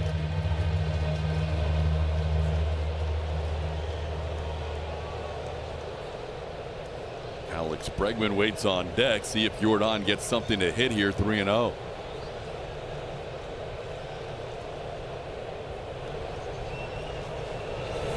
He doesn't. That'll be another walk. Jordan with his 53rd walk of the season. No Player Does More is presented by HEB. Alex Bregman. Some updated numbers at home versus Seattle since 2019. The Astros are 26-5. He is hitting .328. The OPS is at .952. He's driven in 25 and scored 23 of his own. He's absolutely feasted some of the seafood that the Mariners have been throwing up there. And throwing some fish around? Yeah, and he's searing them. Julia, what do you have? Well, yesterday he was talking about his day, felt good. He said that recently he's been spinning off the ball a little bit. He's been in the cage a lot. Yesterday, specifically working on staying close, came out, stayed through a few sliders, but he would like to be on the fastball a little bit better right now, so that's what he's working on. This guy never stops working. Like, he's relentless, almost to the point where you have to tell him, back off a little bit. Well, I was down by the cage yesterday talking to Troy Snicker and the other hitting coach, Kanzler, and Alex Cintron, just trying to get some information. And that guy kept interrupting every conversation. This guy? He's driving me nuts. Alex? Yeah, I had serious conversations going with these guys for my broadcast. And this guy's asking hitting questions to the hitting coaches, and I could barely get a conversation in. No, but you know what? For me, it was actually a lot of fun to sit there and be interrupted because he is working tirelessly at his swing and at his craft. But it's also fun for me to be able to hear that, baby. That ball is going to be lined into left field for a base hit. Yuli's going to be waved around. He's going to score. He'll go in sliding just in case. Alex Bregman, an RBI single to left. He continues to get it done against the Mariners. He has 3 more RBIs tonight after 3 last night. Yeah, that's not an easy guy to go up there and have it at bat against. Penn Murphy has done a phenomenal job. Those are the first, that is the first earned run that Murphy has given up to the Astros this season. That was a line drive to left. Yuli giving us a TV slide. You know, but just getting back to Alex Bregman, that was part of the fun, was hanging around the cage and talking with guys about their swings, talking about approaches, what's working, what's not working. But to be around there, I don't get to be down there every day because I don't want to bother these guys too much. But listening to him talk to Troy Snicker, Alex Cintron, and some of those guys, it was a lot of fun to see that interaction because this guy is so in tune with what he's doing at the plate. The technology that they have nowadays, the iPad is lined up there videoing the swing, so you get instantaneous feedback in the middle of batting practice. Pretty impressive. Tucker going with a 3rd different look. Here's a ball lined into right. That'll be playable for Kyle Lewis. Jordan gets back to second. Tucker going without any batting gloves this time after having 2 styles of batting gloves his first 2 times up. The Tuck line's out for the second out. But if Bregman stays hot like we have seen recently, it'll be tough to continue to pitch around Jordan Alvarez, who has now walked 20 times in 20 games. Exactly. That is so true. And that may have benefited Alex hitting behind Jordan, knowing as good as Jordan is that they are going to be a little more careful with Jordan, and he'll have more opportunities. But Bregman is such a, his mind is into the game too, and if he's playing with a little extra edge, he gets better. Yeah, you put that on his shoulder, and he realizes when he's in the on-deck circle whether a pitcher is trying to go after Jordan or not. Yep. And then he's like, all right, you want a piece of me instead? We'll see what happens. Go. Yeah, let's go. I'm ready. And lately he has been with 6 RBIs in this series already as Pena sends one to center. Julio Rodriguez will make the play for the final out of the inning. But Alex Bregman knocks in another run with an RBI single. He now has 3 in the game and 55 on the year. It's 5-0. By Lone Star College. Enroll now. And by Budweiser Zero. You can't drive drunk if you don't drive there. A reminder from your friends at Silver Eagle Distributors, Houston. Miss Diaz got the Astros started with their scoring with that solo home run in the second inning. They have added 3 runs in the third, 1 more in the fourth, and given Justin Verlander 5 runs to work with, which is more than he gets in an average start this year. He has had the least run support of any of the Astros starters, coming in at 4.02 per start in his first 18. He'll face J.P. Crawford here. Crawford, Kyle Lewis, and Cal Raleigh. Verlander so far has allowed 1 hit and 1 walk. The only hit allowed, an infield hit by Julio Rodriguez to start the game on the first pitch he saw. Crawford flied out to left his first time up.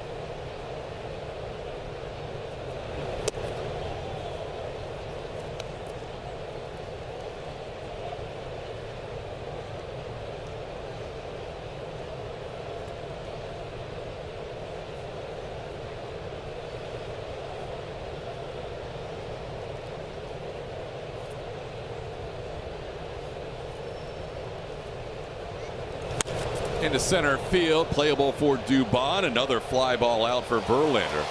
Still doesn't have a ground ball out yet of the first 13 outs tonight.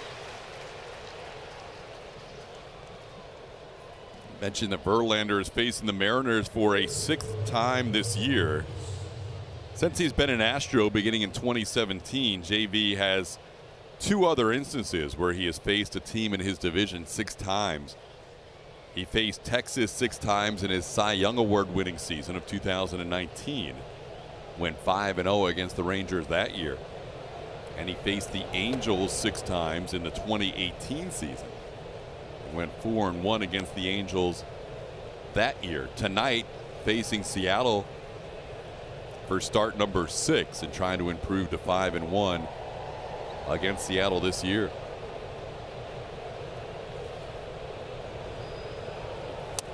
Facing Kyle Lewis, who has 2 career home runs against JV and 6 career at bats. He popped up his first time up. It's a little messed up right there. A 1-0 changeup. Was it? Yeah. I like it. Just messing around.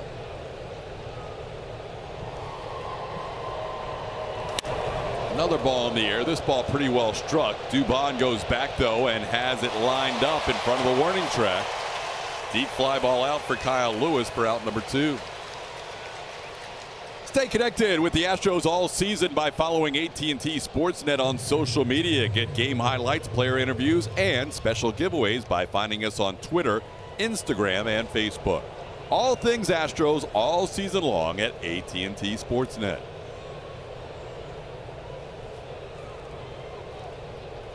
Verlander now facing Cal Raleigh, who struck out his first time up.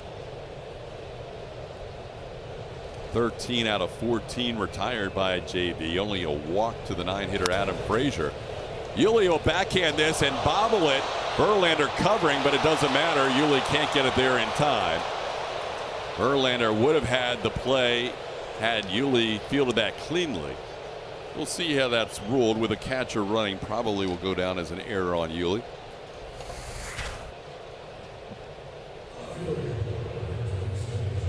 Yuli got there, maybe just took his eye off a little bit as it hit off the thumb of his glove. Seen Yuli make tougher plays. Looked like Nestor Ceja was ready to call him out if JV came up with this. That was a close play. Yeah, I think he would have been out even if he had caught it. Well, they're going to give Cal Raleigh a hit on that. Wow. Only the 2nd hit for Seattle tonight. That's one that I think Yuli would say he should have made. Here's Jesse Winker.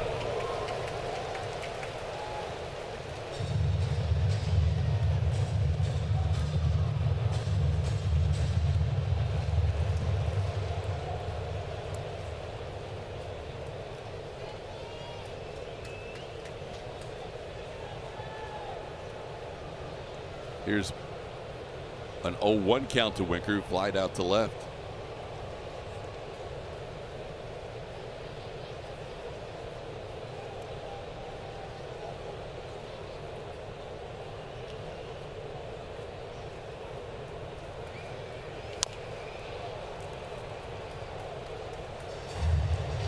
Verlander getting ahead 0-2.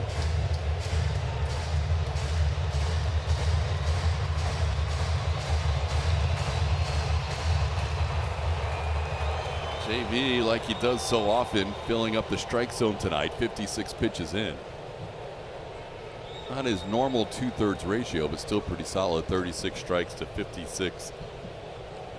36 strikes of 56 pitches. And Winker throws the bat at the baseball, fouls one, and the bat ends up almost on the mound. That was interesting.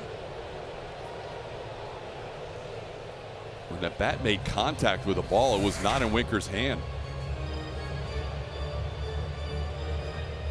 I mean, I've been told that throwing the barrel at the ball is good sometimes, but it's pretty amazing to not have a grip on it and still hit the ball sharply down the right field line. It was 94.2 off the bat. Really? Somehow.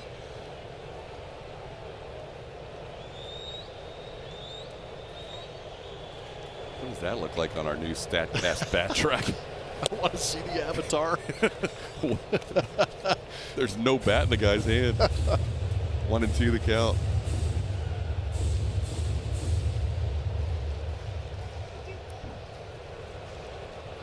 So you'd like to see JV get through Winker here and not add too many pitches to his ledger after that little misplay there on the ground ball. Winker stays alive on a foul ball, stays 1-2.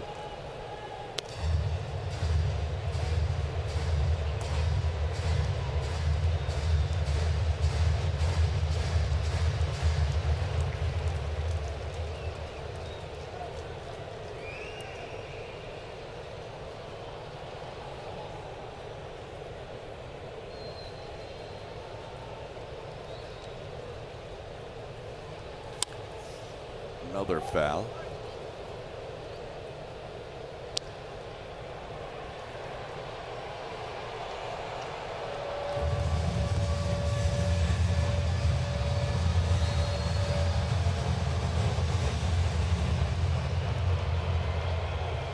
A couple of sliders early on to get ahead in this count. Since doing that, he's gone with a couple of fastballs, and then the most recent pitch was that curveball. Got him. Beat him with a fastball up at 96 miles an hour. Justin Verlander with his 4th strikeout of the night continues to roll on here. We're halfway home. It's 5-0. Of the evening, Matt Brash. Yeah, this is an electric right arm. You can see that's pretty violent motion going down towards the hitter. He has started 5 of his 10 games. One of those was against the Astros. But the interesting number on that line is that strike to walkout ratio, or strikeout to walk ratio. He has 25 strikeouts to 21 walks. That's why that whip is close to 2. Has a tendency with that stuff to be a little bit out of the zone, but he's averaging 96.4 miles an hour on his fastball. Slider, curveball, and changeup back up that fastball. So, beginning in this series, we have a new toy to work with. It's called our StatCast bat tracking, where we're going to be able to tell you the speed of the bat in miles per hour on the sweet spot right before the contact of the pitch. That'll be the bat speed, and the sweet spot being 6 inches from the end of the bat. Average bat speed 82 miles an hour. Average bat speed on a home run 86 miles an hour. We'll show you some examples of that during the course of the inning. But some new technology that StatCast has unveiled at Dodger Stadium and now here at Minute Maid Park. Yeah, just some of the technology and visualization that they can create digitally with the swing to help hitters. There's attack angles, the bat speed that we're talking about, the contact points, and then you get to see the true arc of the swing. We have an opportunity right here with Cal Raleigh going out to talk with Matt Brash. So go back to a couple of home runs hit by Yordan Alvarez, some good ones. This one 113.8 off the bat. We talk about these numbers consistently. 408-foot home run. That was in the first inning against the Mets. You get a pretty good idea that he has a lot of power. This one, the hardest hit home run this season for Yordan at 114.6. Getting out there at 412 feet. So those are the standards. We'll show you in a little bit what that looks like on our new bat tracking. Brash missing up and in to Aledmus Diaz after that conference on the mound. It's 2-0.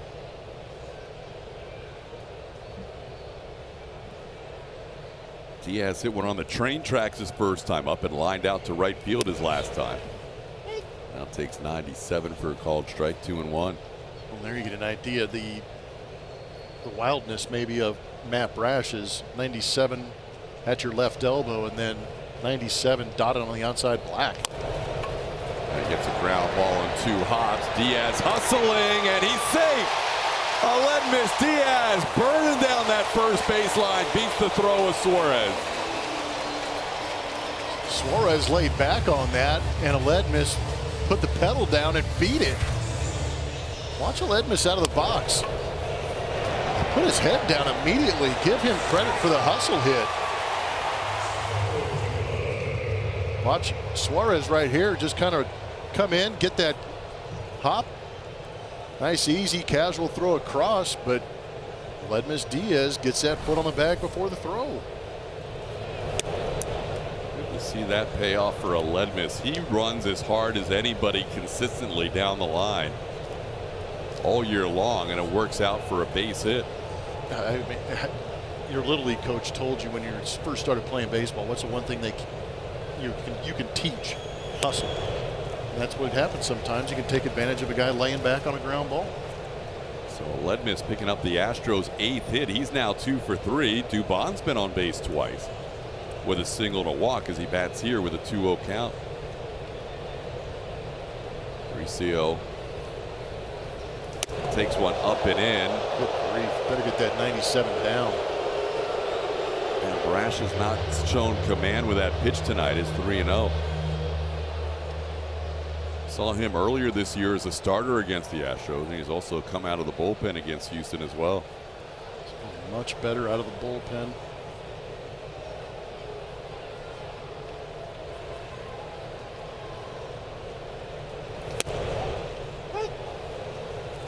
And it's that Wild gets that call off the edge, 3-1.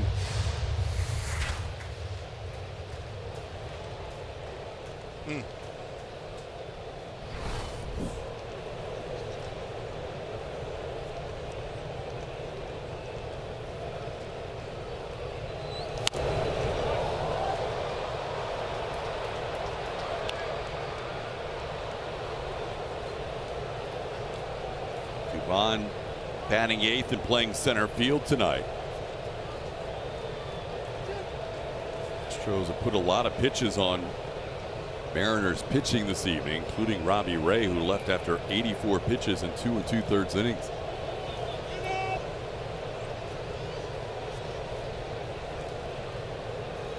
Brash was sent down for just a couple of days and recalled when Diego Castillo was placed on the IL when this series started yesterday. There goes the runner. The pitch is low, no swing. That'll be a walk. And the Astros will have their first 2 runners on here against Brash in the 5th inning. So our bat tracking is going to show you that first pitch home run, and there you go. The sweet spot is that blue part on the barrel, 6 inches down from the end of the bat. But look at how direct that action is getting to the baseball as you see the bat accelerate through the zone to contact, and just before contact and just after contact is where you see that. This is the second swing. Again, a very direct route getting to that baseball. He clips this one out in front. You'll see on the overhead, if we get back to that overhead, you'll see where that pitch is located too and how he brought his hands in. And you can see the acceleration just before contact and then through contact just in front of home plate. I know it's a lot, but it's a lot of fun for me to be able to try and explain some of these swings and how great these guys are. But you can also see the bat speed of Jordan, how much better it is than the major league average, and why the baseball has a tendency to go a very long way when he hits it. Bat speed of more than 10 miles an hour better than the major league average. That's impressive. And almost 10 miles an hour more than the average home run bat speed. Jordan's not due up for another 3 batters, but he's got the helmet on already. It's a guy that loves to hit. Can't blame him. Right. 1-2 the count to Maldi. You know, we thought, probably too early to talk about Jordan because he's 3 batters away, but we were just showing him on the bat speed there. But we thought he was a significant force before he signed his contract. since that contract's been taken, Good point. he's gone next level. He is moved up every chart. He's now #1 in everything in the major leagues. On base, slug. It's amazing to think about. He's not feeling the pressure of a new contract. He's showing the gratefulness. Now he's 2 batters away as Maldonado goes down on strikes, and Jose Altuve will bat. So Brash picks up a strikeout here. Altuve 0 for 2 with a walk and a run scored.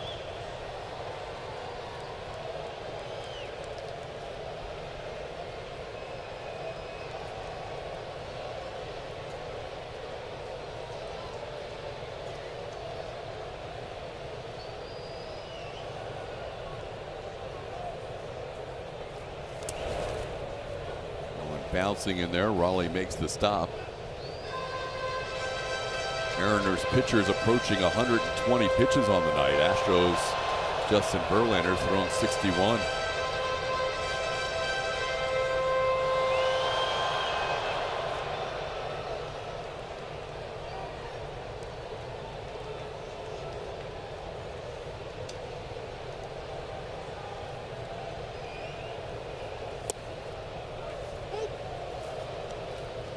Altuve takes a strike. It's 1-1. Crazy stat of the night. You got one? Yeah. Mauricio Dubon is playing in his 218th game. It's only the second time he's had 2 walks in a game. Wow. There you go. How about that? Because he's normally a guy that sees very few pitches because he puts them in play. He is hacking early. He doesn't strike out. He usually puts them in play. Tonight he's been fouling off pitches and taking his walks. Last time he did it was 2019. That's why the Mariners pitching staff has thrown 120 pitches now. And we're in the 5th inning. Plenty of game left. Altuve grounds one to short. Going for the tag is Crawford. And he's going to get the out at first base. He went for the tag on the lead runner. Ledmus Diaz avoided the tag. There'll be just 1 out on that play and 2 outs in the inning. He was trying to steal an out right here on Ledmus, trying to catch up to him. Fortunately, Ledmus just out of the reach of JP.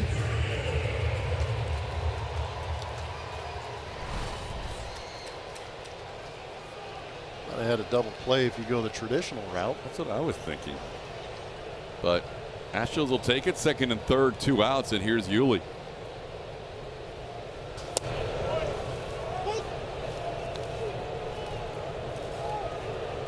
Yuli has 2 base hits to the right side of the infield, and this time the Mariners do not shift him. They keep their second baseman Frazier on the right side of the infield. You mentioned Yuli batting in front of Yordan Alvarez. Who was the guy for you that you loved hitting in front of when you knew you were going to see some pitches? Well, I had probably it's a really good question, man. You're going to make me test the old memory bank here. But just off the top of my head, sitting in this stadium calling baseball for the Houston Astros, it had to be 2003 when I had Jeff Bagwell hitting behind me. That's who I thought you were going to say, because you were in between Bish and Baggy, right? Yeah, that was such a luxury spot to be in, too, because there was zero expectation on me, and Bish was usually hitting a double every other at-bat. So when he got to second base, I'd stand up there, roll over the next pitch, get him to third base, and Baggy would, hit a 48 hopper to the second baseman for an RBI. Now he's in the Hall of Fame, and I didn't even get mentioned in the speech. Come on. I'm just giving him a hard time. Baggy will be in the booth with you coming up in August. No, but there were a couple of benefits to hitting it sandwiched in between those 2 guys. We'll have to catch this conversation up in the next inning as Yuli goes down on strike. So Yuli strikes out. Second time tonight. He's now 2 for 4. Astros fail to score a run for the first time since the first inning. It's 5-0. 5-0 lead, and Justin Verlander holding the Seattle Mariners to 2 hits, and we're going to show you how he's recorded 15 of his outs. 3 of them via the strikeout. 11 have been in the air, and Maldonado helping out with that 1 caught stealing, but a lot of fastballs elevated in that top third of the zone. A couple of curve balls and sliders mixed in there. He has been heavy on the fastball the entire evening. So on that pitch, 57% of the time, the slider 25%, and that curveball, he's only thrown 6 curveballs and 5 changeups. But heavy on that fastball. He's maxed out at 96.2 miles an hour on the fastball, averaging 94.4. You can make a case that Justin Verlander could have a no-hitter going right now through 5. I agree.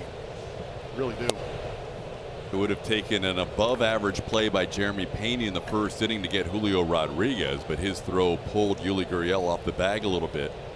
It was a tough play, and it was ruled a hit. And then the last base hit was just a slightly above-average play for Yuli Gurriel that he couldn't make the play going to his right. That one was ruled a hit. And that's it. 2 infield hits. Verlander did walk Adam Frazier, the only walk he's allowed, and he struck out 4. JV continues to pitch like it's 2019. It's remarkable to continue to say the same thing in every start, but he is a person that is hard to explain right now. Even the Mariners' last start, when Logan Gilbert went against him, Logan was asked about Verlander. He said it does not make any sense. That might be the best way to explain it. Said it doesn't make any sense that a guy can come back at age 39 throwing 99-mile-an-hour bullets to Bond. From our angle, I wasn't sure he was behind Diaz or he was going to run into him. I did the same thing. How about if you compare him to any other pitcher in the history of the game in their first 92 games with a new franchise? And you've got one guy that comps. And even then, we had to drop down the whip governor from 0.9 to above 0.9 so that Pedro Martinez could get on that list. Having experienced the guy on the left, he was an absolute freak during that time with the Boston Red Sox. Just to try and put things in perspective to what JV's doing, to be able to accomplish similar numbers as far as record, but to be better in ERA, average, and whip. Significantly better in whip, almost 0.1 better. And this is a guy, back then when Pedro was pitching, starters went 6, 7, 8, 9 innings, so you got more wins as a starter. Yeah. But his wins total right there with Pedro Martinez for those first 92 games for Pedro in a Red Sox uniform. And Verlander continues to get fly ball outs, that time getting Julio Rodriguez on a ball to center field for out number 2. And he was 27 years old. Well, I was just going to say, Pedro Martinez. Yeah, he's 26, 27 years old when he's with the Boston Red Sox. And here he is doing his thing, coming over to the Astros in 2017. And there is no doubt everybody was excited about getting a veteran the quality of Justin Verlander, who at that time was kind of on the cusp of being a Hall of Famer. And he has moved from being on the cusp of the Hall of Fame to probably at this point a first ballot Hall of Famer in his time here with Houston. He's been so remarkable, and he comes back from Tommy John and he's doing what he's doing, and just credit to him. Just unbelievable respect. This ball is hit really well to left field. Ty France, who has good numbers against Verlander, making a bid. It's off the wall. Dubon will play it back in, but France has a double. That's the first real legitimate hit other than those infield hits. Ty France doubles off the brick there in left field, and he's there with 2 outs.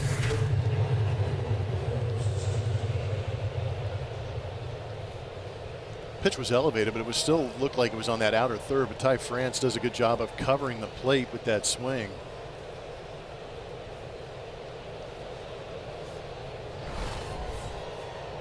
France is now 7 for 20 in his career against JV and has the first extra base hit. That'll bring up Carlos Santana, who has popped up twice.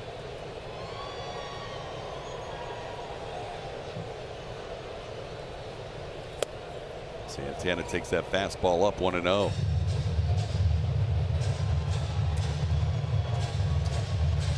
You know, but going back to the killer bee conversation too. Oh yeah, sorry. When Bish would get on first base, yep, he was a stolen base threat, so I just sat fastball the entire time. It was beautiful.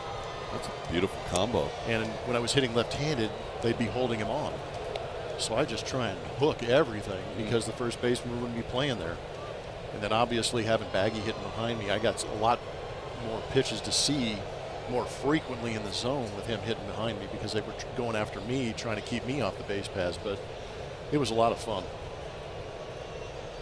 Talking about the 2 spot in that lineup with Plummer, as he mentioned earlier in the broadcast how Yuli might benefit here hitting in front of Jordan the last 3 games.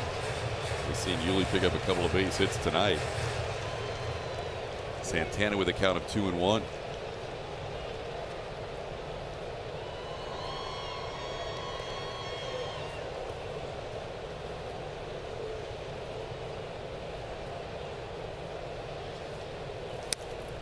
Last 2 hits for the Mariners have come with 2 outs in the inning.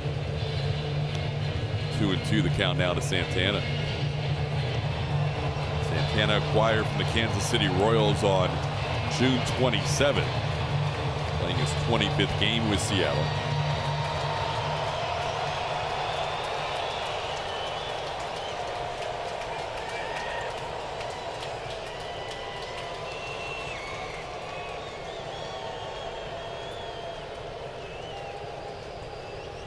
He got him. Justin Verlander, 6 shutout innings so far, allowing 3 hits, picking up another strikeout, his 5th. Runner at second base, trying to keep that shutout intact. Hit it with a slider.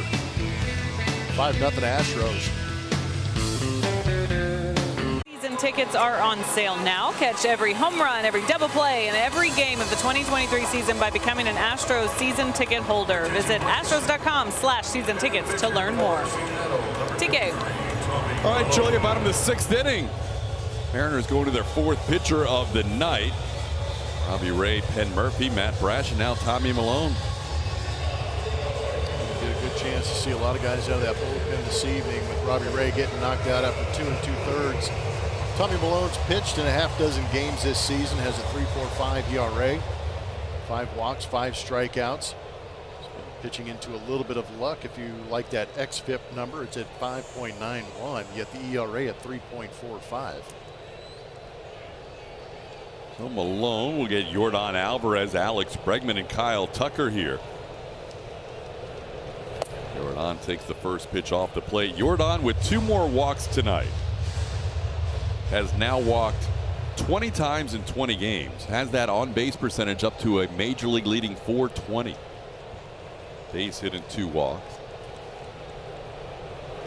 He hits one high. He hits one deep. Kyle Lewis looking. That ball is gone. Air Jordan hits his 30th of the season. Astros lead 6-0.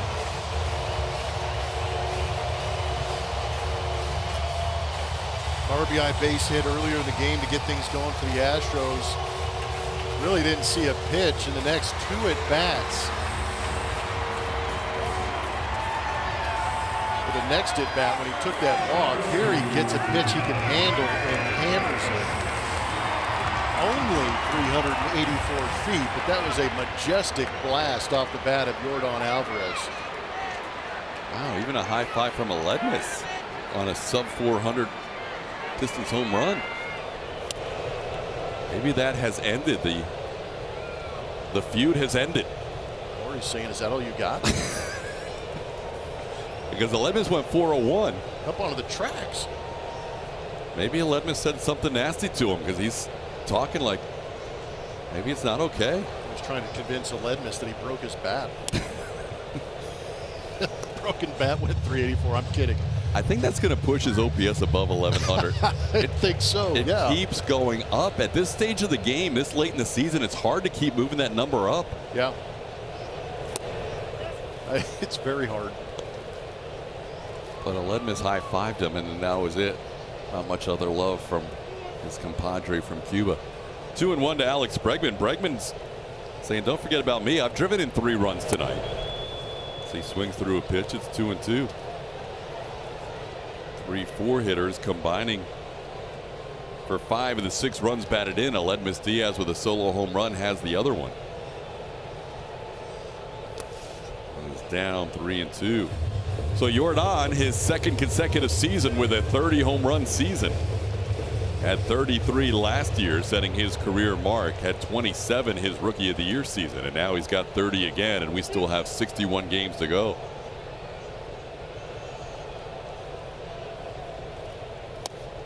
Going off the plate, ball 4.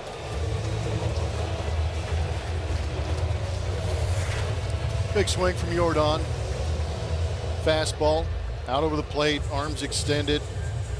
Maybe got a little bit too quick on it. Looked like it might have been off the end of the bat a little bit, but full extension usually means damage, and even when he's not squaring it up perfectly, he has got plenty of juice to get it out of here. Just a majestic, arcing home run. And for him, distance-wise, as you said, very pedestrian. But here he is with 30, with 61 games to go.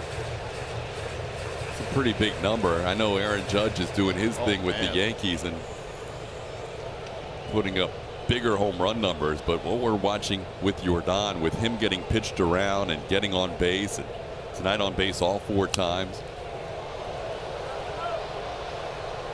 Been incredible to watch. Judge has the home run numbers, but Jordan's got it's a little more well-rounded. All the other numbers, all the percentage numbers are in Jordan's favor. Yeah, the peripherals are definitely favoring what he's able to do. Most highest percentage of hard hit baseballs and on base slugging and OPS all in his favor. Now by a wider margin in OPS too. 1-2 the count to Tucker. Meanwhile, the Astros' other mid-20s left-handed star, Kyle Tucker, is 0 for 3 tonight, trying everything. He's had orange batting gloves, navy blue batting gloves, bare hand his last at bat. Now back to the bare hand again, looking for a knock. Off the plate, 2-2.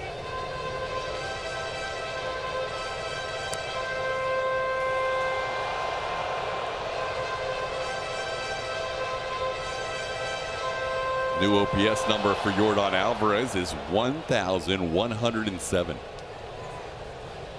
1107 OPS as we speak. Judge is at 1,036. And that's been moving up. He's had some big home runs lately. He was below 1,000 when the Astros were on their recent road trip. So Judge is pushing that OPS up. But he's a full, almost 75 behind Jordan. Yep. Bat speed on that home run, 95. He's getting better.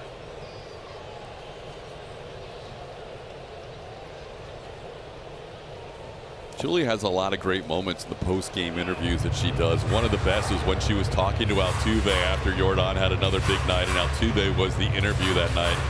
Altuve flat out said he's the best hitter I've ever played with. That's saying something. Julia said, best hitter ever you played with? He's like, and he didn't even flinch. He's like, yeah, pretty much. Yep. I think so. That's it. That guy right there. 3-2 to Tuck, and Tucker hits one well into left center field. That'll feel good for Tucker. That'll be down into the wall for a base hit. Being held at third base will be Alex Bregman. Kyle Tucker on the board with his first hit of the night, and he is thrilled. Good swing by Tuck. One thing you can say about Tuck is no matter the struggles or how many different colored pair of batting gloves he's going up there with, he's always trying to put a good swing on it, and this one he gets.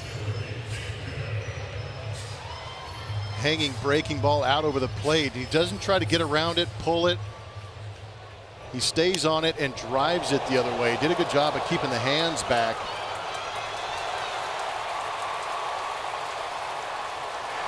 Snaps an 0 for 12 for Tucker. Still nobody out in the inning, and Jeremy Pena will bat. Astros leading 6-0 now with 10 hits. Pena first pitch swinging, sends one to right field. That should be deep enough and will be deep enough to score Bregman. Tucker can advance as well. Throw comes in from Lewis. It'll be 7-0. Jeremy Pena with a sacrifice fly. Take him when you can get him.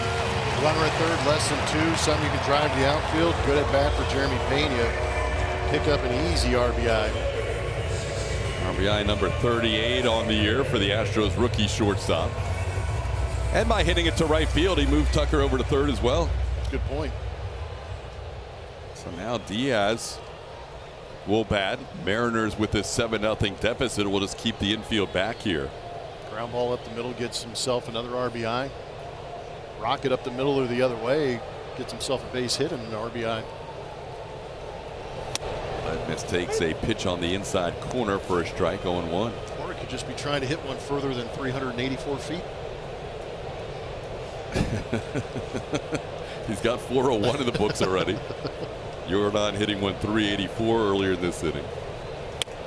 And that's upstairs, 101. Yeah, it's interesting with all the walks that we keep talking about with Jordan Alvarez, kind of suppresses those at bats when you start to calculate some of the numbers. So in the slugging department, Jordan's actually 26 points ahead of Aaron Judge, 686. Yeah, that's a good point. As many home runs as Judge has, Jordan still got the slug numbers. Yeah, that's what's crazy. Aaron Judge 10 more home runs, yet Jordan's got a higher slug.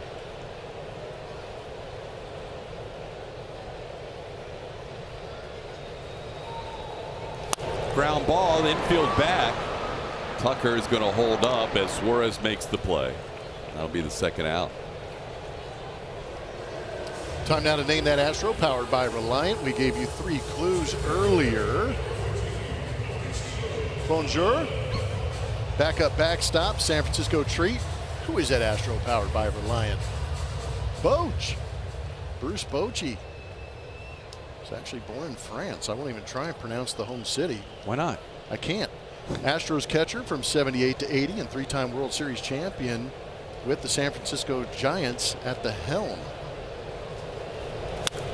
That ball crushed Mauricio Dubon. 2-run home run for Dubon. His second home run as an Astro. His 4th home run on the year. He's been on base 4 times tonight. And the Astros rolling 9-0. Doobie.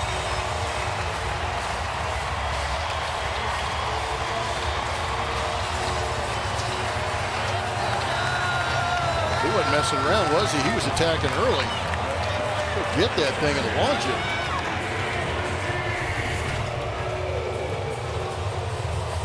Slider coming right back to him. The only question was it going to stay fair? Because he overwhelmed that with a great swing.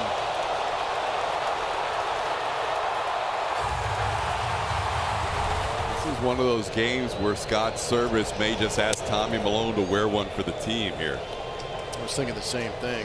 Because he can go multiple innings, even though he doesn't have his best tonight, giving up 4 runs in this inning.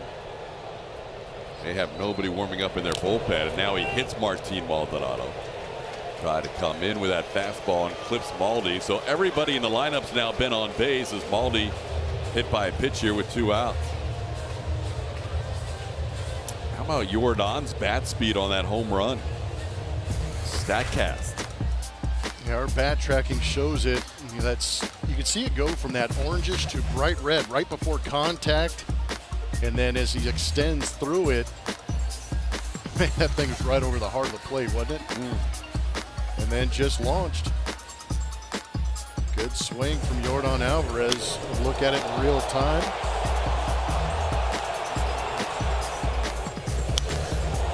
.95 through the zone.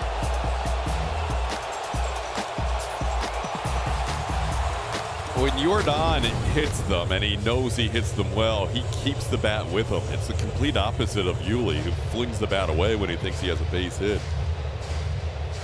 This guy's just chilling out. Jose Altuve's night will be over in this 9-0 game. Altuve will be pinch hit for here. In the 6th inning, Chas McCormick will get an at-bat. McCormick, who has been torching left-hand pitching all year long, didn't start tonight against Robbie Ray, but comes in here against the lefty Tommy Malone.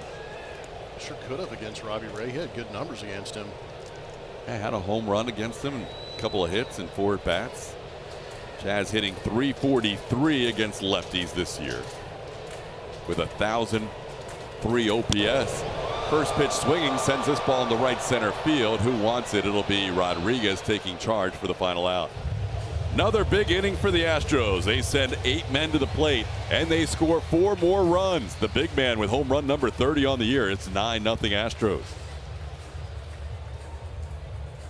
Verlander was a waiver deadline deal. Could be the last and the greatest waiver deadline deal in the history of baseball. That deal has been eliminated. There's only one trade deadline now in Major League Baseball rules, according to the new CBA. And that was in 2017. I'd say it paid off at the time, and even more so now with him continuing to put up Hall of Fame type numbers in that Astros orange. JV, 4 hits and a run allowed to the Mariners last start in 7 innings of work. And he'll start this 7th inning like he did in Seattle with a shutout through 6, facing Eugenio Suarez. And Suarez fouls back the breaking ball 0-1. Eugenio has flied out to center field and struck out.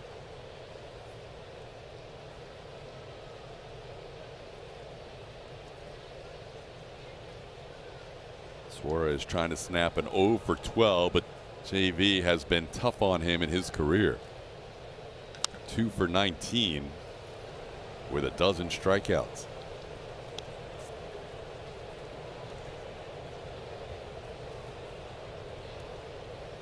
Chas McCormick takes over in left field after he pinch hit for Jose Altuve. That moves Aledmys Diaz from left field to second base.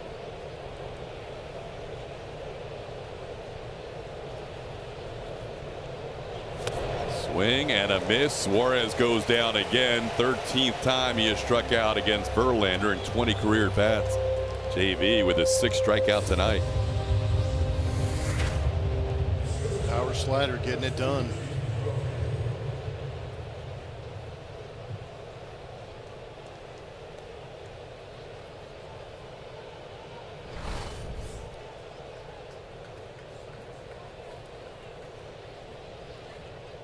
J.P. Crawford has flied out to left and flied out to center. He takes a fastball for a strike. Verlander throwing 9 pitches in the first inning, 8 in the second, has not thrown more than 16 pitches in any inning. Ground ball left side. Bregman is there to glove it to his left. And that's 2 quick outs here in the 7th inning. Verlander, since the 3rd inning, has only thrown 9 pitches out of the zone. Say what? 9 pitches in the last 3 2/3 innings for balls. Facing 12 batters. Be ready. I think he's locked in. A little bit. That was the first ground out of the night. Hey. So all that infield practice they worked on before the game finally pays off here in the 7th.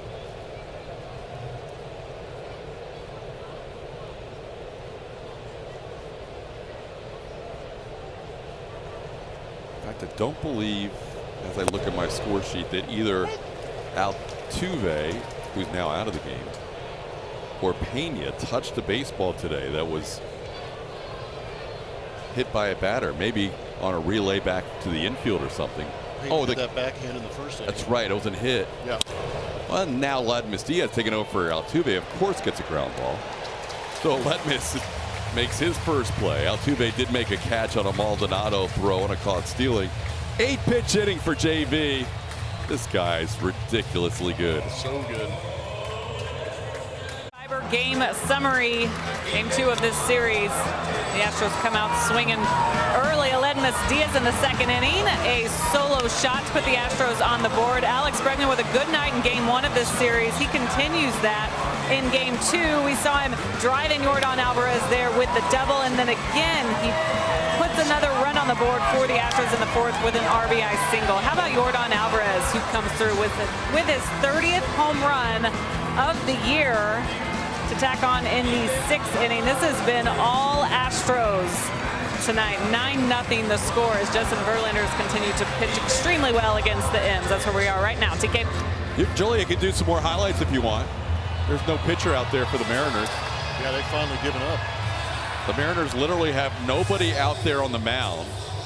Scott Service looking into his bullpen, and the door's open, but nobody's coming out. Well, usually how the game works, when an inning ends, the other team takes the field. Whoever's supposed to pitch. Barucki was the one getting loose. Is that right? Yep. Well, they've made some other changes. Abraham Toro's in the game at third base. Dylan Moore's in the game at shortstop. Sam Haggerty's in the game at right. And we have a pitcher. Here comes Ryan Barucki. Reluctantly. The way the Astros have been swinging the bats tonight. Well, they've restarted the clock, so we'll have another 2 minutes here to tell you about the Astros' 9-0 lead. How about the playoff bracket, Blummer?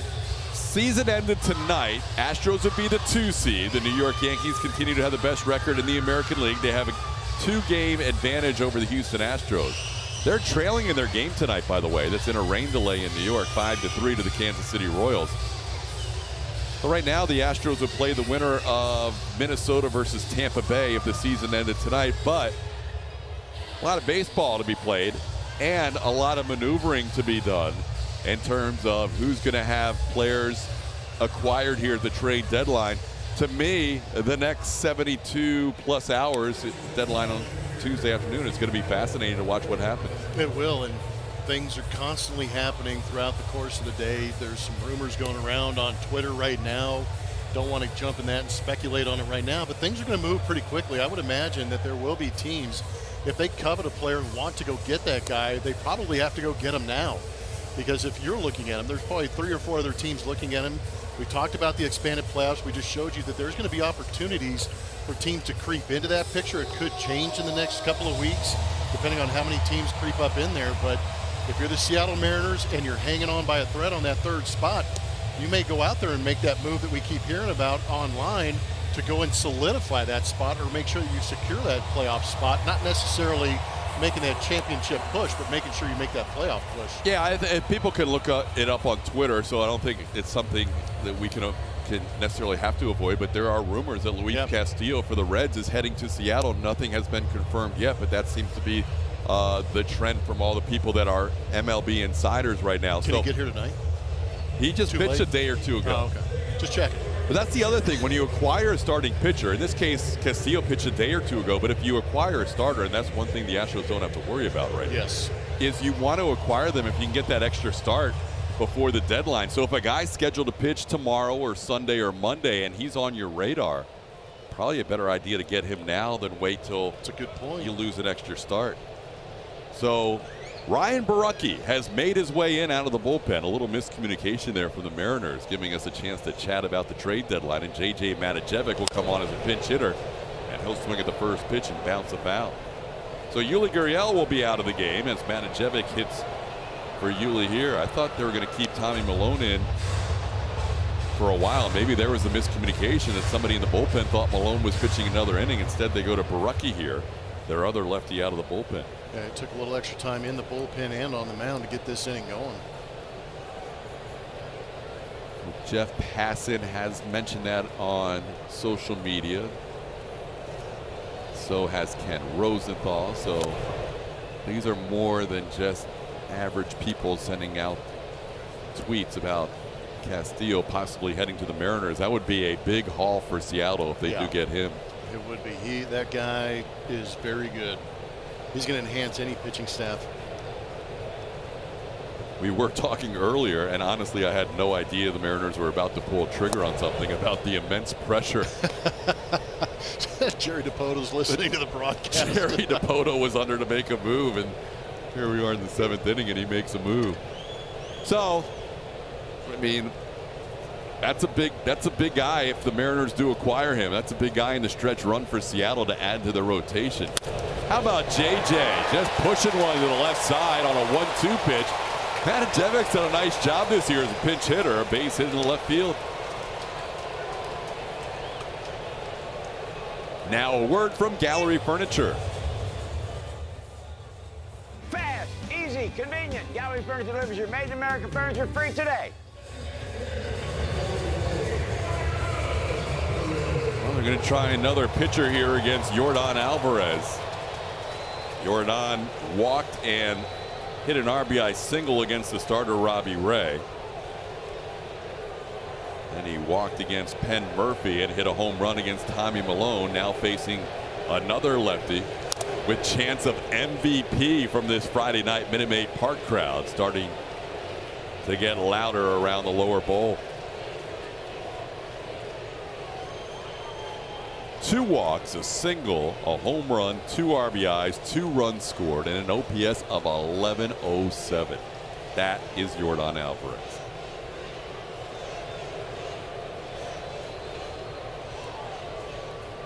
So much for that Yankees trailing. Jeez, I was just looking at that too. They scored 8 runs in the bottom half of the 8th inning, so they're now up to 11-5. Well, did you see the big swing? Judge slam. Yep. Come on, man. Judge got to 40 home runs earlier tonight. He became the 3rd Yankee to get to 40 before the end of July in their history.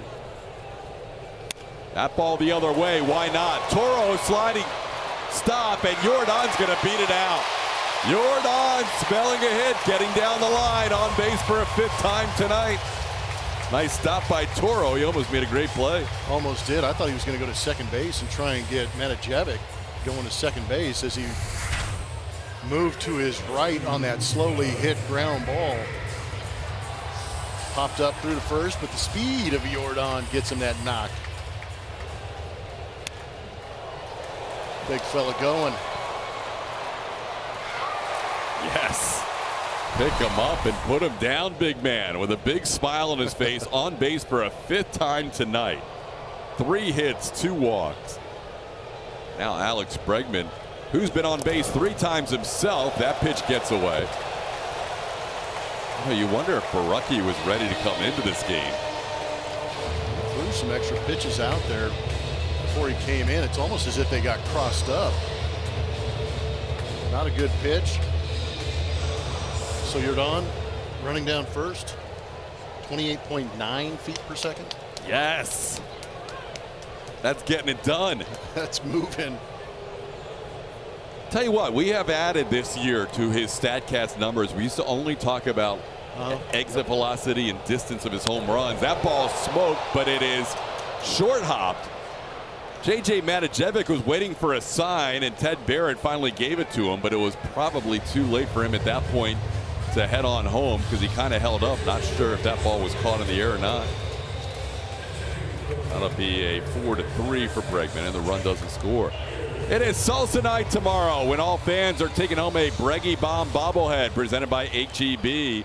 See some bombs and get the bobblehead by visiting astros.com/promotions to get your tickets today. Salsa night. Here's Jake Myers.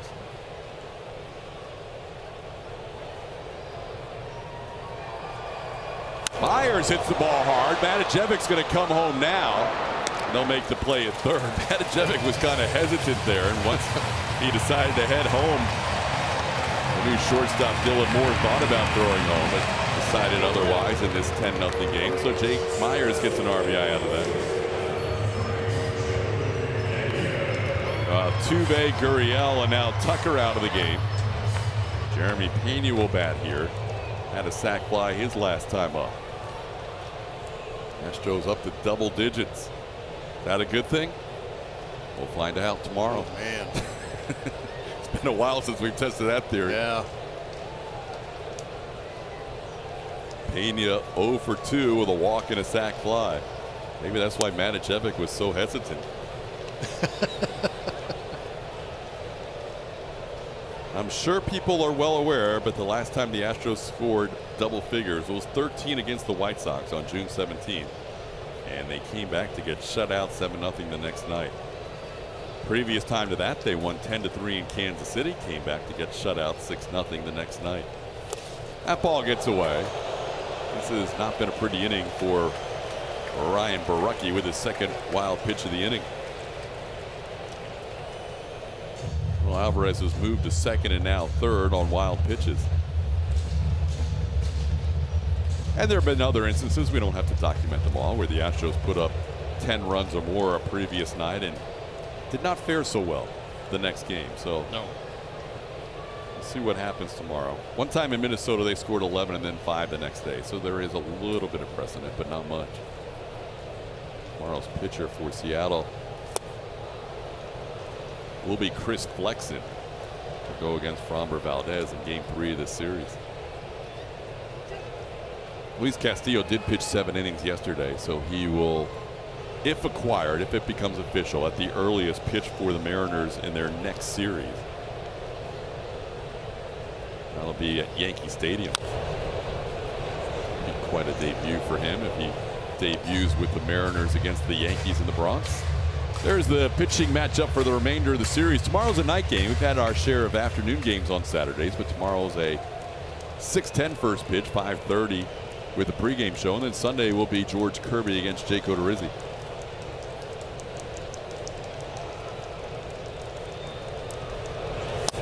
Pena takes one in off the plate, 2-2. I imagine in this game we might end up seeing Scott Service go to a position player to pitch, just knowing he's got 2 more games against the Astros, followed by 3 against the Yankees. Little tapper. Pena will try and hustle his way into a hit, but he is thrown out for the final out of the inning. That'll do it for the Astros as Adam Frazier makes the play, but they add a run. It's now 10-0 at the end of 7. From tonight's Chevy Stropel, which top pitcher will be JV's biggest competition for the Cy Young Award. And the All-Star starter wins the poll. Tampa Bay's McClanahan, 63%. I'm going to do an updated ERA for you because look at Verlander's ERA that just dropped. He's still on the mound, but it's 1.75. How about that? Yep. New leader, Julia. That was kind of cool. Took over the major league lead for lowest ERA, passing both Shane McClanahan and Sandy Alcantara.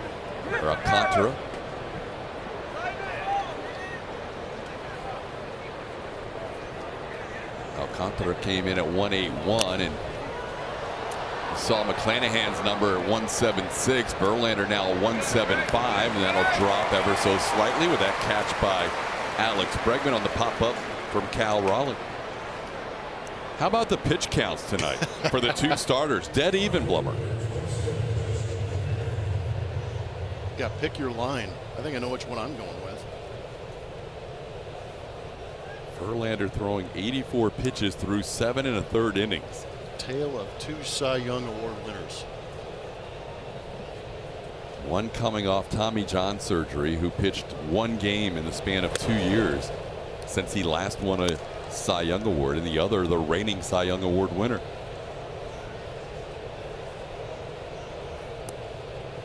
Well, the Mariners are glad that they will not see 35 for the Astros anymore in the regular season.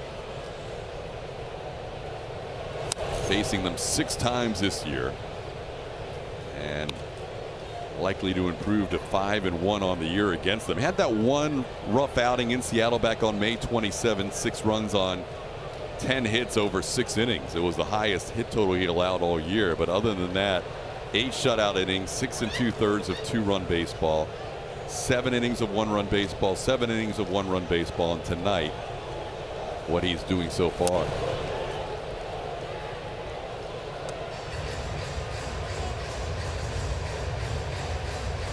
He's up to what, 42 innings this year against Seattle and has allowed 10 runs, 6 of them in 1 start.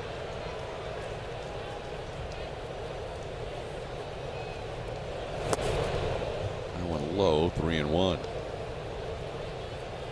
So knowing JV with a 3-1 count and a 10-0 lead, Jesse Winker can pretty much lock in on a fastball on the plate here.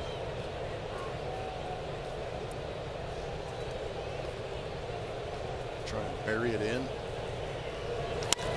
He does lock in on a fastball on the plate and picks up a base hit all the way to the wall in right center field. You knew Verlander wasn't going to give in with a walk there, up 10. And Winker takes advantage on that 3-1 count, doubles into right center. Yeah, no reason to mess around and get cute and end up walking him. Challenge him with the fastball, dare him to hit it. Winker got around on it. Probably didn't get it inside as much as he wanted, but Winker really selling out for that fastball, was able to get the head to it.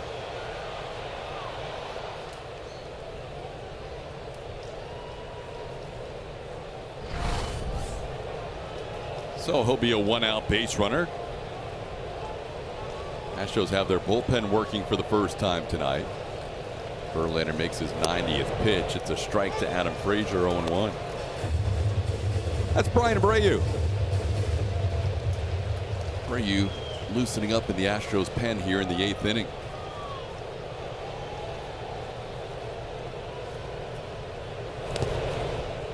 Verlander in his second start of the year went 8 innings against Seattle. So went 8 innings at Minnesota on May the 10th and 8 innings at Citi Field against the Mets on June 29th. 3 times this year Verlander has gone as many as 8 innings.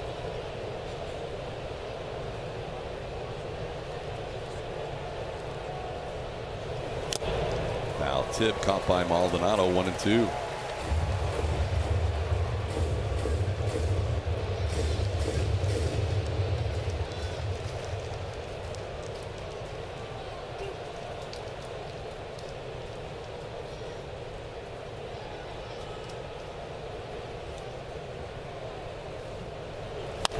Line drive caught by J.J. Matijevic over at first base. That'll be the second out of the inning. The Astros road ahead is driven by DeMontron RV. And if you don't have your pocket schedule, you can check out our schedule on screen, as the Astros have 2 more games Saturday and Sunday against the Seattle Mariners before welcoming in the Boston Red Sox. Then it'll be a quick trip up to Cleveland for 4 games. Come back, enjoy a day off on August 8th. The Astros welcome in some more AL West opponents in the Texas Rangers and Oakland Athletics. That would get us through August 13th. Not the A's. The vaunted A's.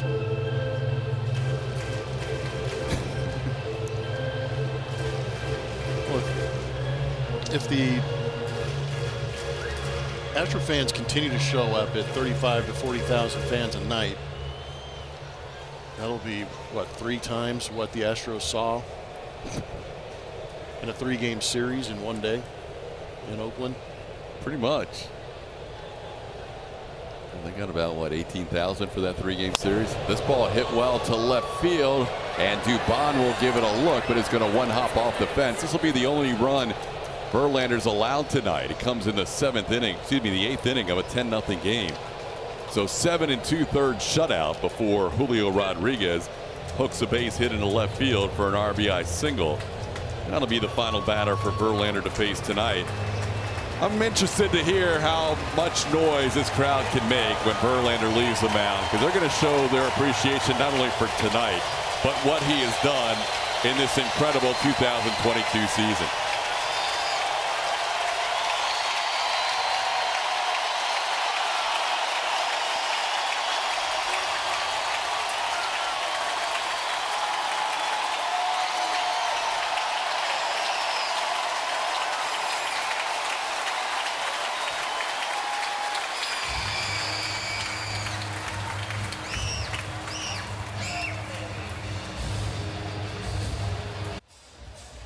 Ten-1 game. Brian Abreu, the new pitcher.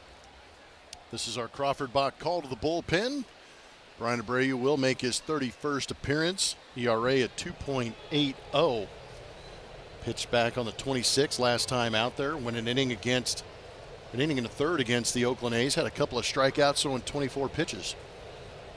Well, he will try and keep that inherited runner from scoring and help JV out here as he faces Ty France. Picks up a first pitch strike on the fastball on the outside corner. France went 1 for 3 tonight against Verlander. Verlander leaves with 7 2/3 innings, 5 hits allowed. Rodriguez knocking in the first run of the game with an RBI double. His team leading 57th double of the year.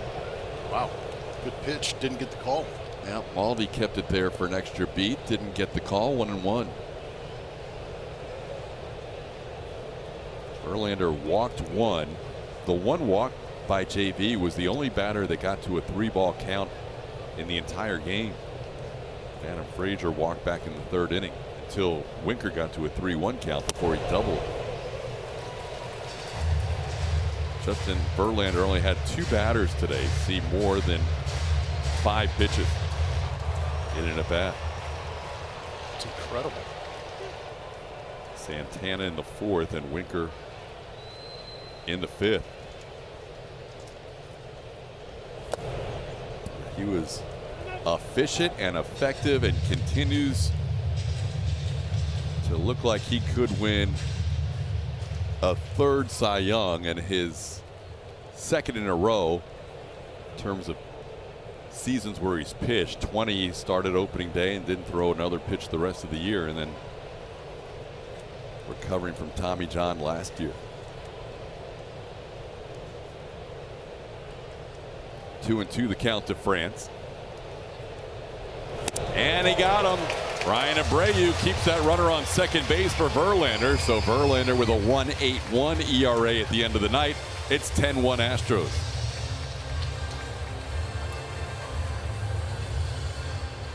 Hitting a fastball into that left center field gap, driving in a couple. It pushed the Astros lead to 3-0, and that was more than enough for Justin Verlander to go out there and do his work. With that lead, JV pitched 7 2/3, gave up 5 hits, struck out 5, gave up 1 earned run, and came off to a standing ovation for his effort on the mound.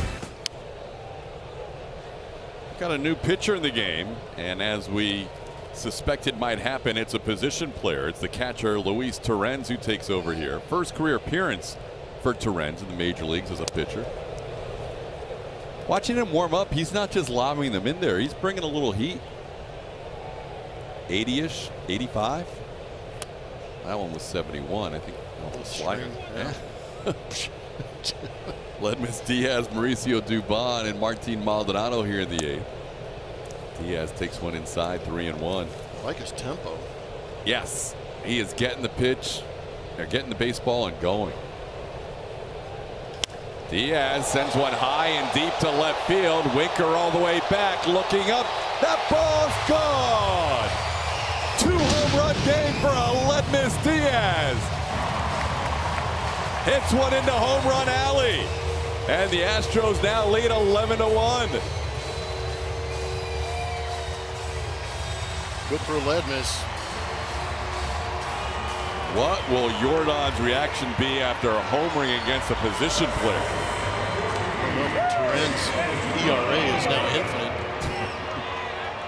Diaz getting high fives from everybody. Yes, Jordan's in the receiving line.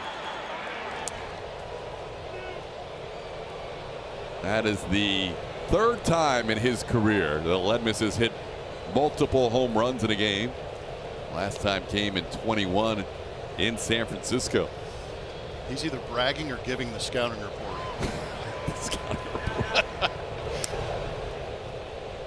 Torrens, very first batter he faces in the major leagues, hits a home run. Now he's 2-0 on Mauricio Dubon. Pop-up on the infield. Torrens isn't a pitcher, he's a catcher, but he's going to give away anyhow. He didn't have to. It's like, I'm a position player. Ty France took over. Away.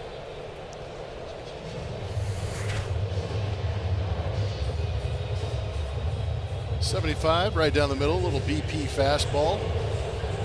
Ledmus tore into that one.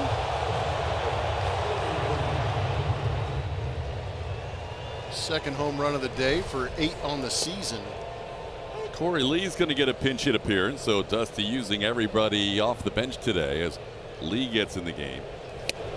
We've seen 4 pinch hitters tonight. Chas McCormick, J.J. Matajevic, Jake Myers, and now Corey Lee. Lee down in the count 0-2. Chops one off the plate. Frazier's going to have to hurry, and does, to get Corey Lee. That's the 2nd out of the inning. Well, Blummer, no longer just on Twitter and social media. It's official. According to the Mariners, they have acquired another ace. The All-Star Luis Castillo goes from the Reds to the Mariners, and they traded away a bunch of their young stars. Noelvi Marte, Edwin Arroyo, Levi Stout, and Andrew Moore all go to Cincinnati. That's a big haul for the Reds. It's a huge haul. You go out there and get somebody's #1 prospect. Jerry DiPoto wanted Luis Castillo. Normally you try not to give up those #1 prospects, but he gave up 1, 3, 5, and 18 in their farm system. So it'll be interesting to see how Castillo mixes in. Other than series that the Seattle Mariners are playing the Astros, Logan Gilbert, Robbie Ray, Luis Castillo sound pretty good. Yeah. No, you're right. And Castillo's got control through next year. Yep. So he's somebody the Astros will not see in 2022 in the regular season, because we're done with the Mariners after Sunday, and he pitched yesterday. But he's somebody the Astros could very well see as part of this Mariners rotation in 2023 multiple times, as Chas McCormick picks up a hit here with 2 outs in the 8th inning. This copyrighted telecast is presented by authority of the Houston Astros and may not be reproduced or retransmitted in any form. And the accounts and descriptions of this game may not be disseminated without the express written consent of the Houston Astros. J.J. Matajevic gets a second at bat.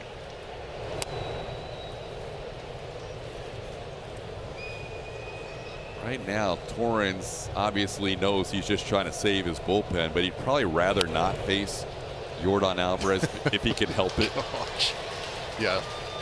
So he's got to try and see if he can figure out a way to get Matajevic here, because the big man has been on base 5 times, and we know what he has done against position players in the past. And Yordan won't get a 6th opportunity as Matajevic sends one in the air to center field for the final out of the inning. Aledmys Diaz, with his 3rd career multi-home run game, makes it 11-1 as he hits one out in the 8th. HEB. No store does more than my HEB. And by Toyota. Let's go places. Justin Verlander, another brilliant night. 7 2/3 innings of 1-run baseball, lowering his ERA to 1.81. Momentarily, he had taken over the major league lead for best ERA, as he had passed both Shane McClanahan of the Rays and Sandy Alcantara of the Marlins. But then that double by Rodriguez putting a run on him. Carlos Santana hustling here and just gets in ahead of the throw. Good throw made by Dubon as Santana hit one the other way to lead off the 9th inning with a double. Dubon was still hustling down there, trying to cut Carlos Santana off at second base. Kind of twisted away from him a little bit and had to turn it into a backhand. He did put a good throw on it. Just double clutched a little bit, but that was a pretty good play.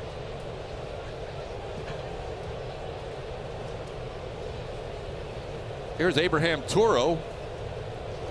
Toro pops one up on the infield. It'll be Corey Lee, the new catcher, who takes charge in foul territory. Toro's first at bat. Pops up to Lee for the first out. So tonight, the Astros putting up 11 runs against the Mariners. Trying to win for the 5th time in 5 games against Seattle since the All-Star break, and continue their impressive play against teams with winning records. Here's Dylan Moore facing Abreu. Astros will be 7-0 since the break against teams with winning records, and 0-3 against the Oakland A's. And the Mariners, in their last 22 games against teams not named the Houston Astros, are 17-0. But they're 0-5 against Houston, assuming this 11-1 lead holds up. It's a large assumption. But yeah, it's weird how the division shakes out. But like we said, the acquisition of Luis Castillo to that rotation gives you the idea that they're trying to make a strong push to get into the playoffs in this franchise for the Seattle Mariners since 2001. Why not? Longest drought of all 4 professional sports. They had to give up a lot to get Luis Castillo, but Luis Castillo is pretty legit. I think just knee-jerk reaction, that pushes, not just based on what they've done here in 2022, but that pushes the Mariners to the top contender for the Astros in 2023 too. Yeah, that's a good point. Yeah, if you're looking past this season. That one popped up. Corey Lee looks for it. He finds it. Will he have room is the question, and no, bounces just out of his reach. You can tell the fans that love fireworks because they're still here. And I would say of the 38,497, probably 30,000 are still here. Pay good money to come to a ballpark, watch your team beat up in an interdivision rival, and get fireworks. Heck yeah. It's a good night.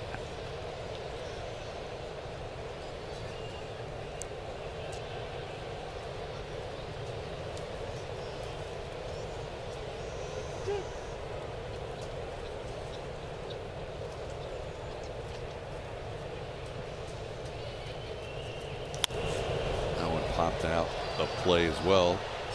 Dylan Moore's first at bat tonight, taking over for J.P. Crawford. By the way, when Judge hit his 40 today, first player to 40 this year, and got there before the end of the month of July, he joined Babe Ruth and Mickey Mantle's the only Yankees to do so before the end of July. Of course he did. Pretty impressive. And then he hit a grand slam later on. He's up to 41 now.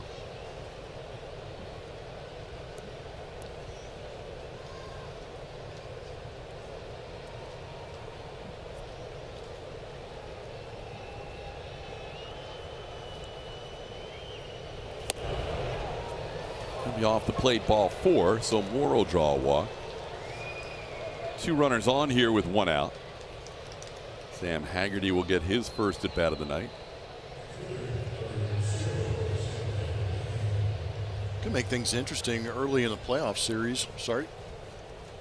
So Blummer, we have a very special congratulations. Yes. Miranda Barnes, you see there with brand new baby Lauren, was on one of our cameras for the doubleheader in that Yankees doubleheader coming out of the All-Star break.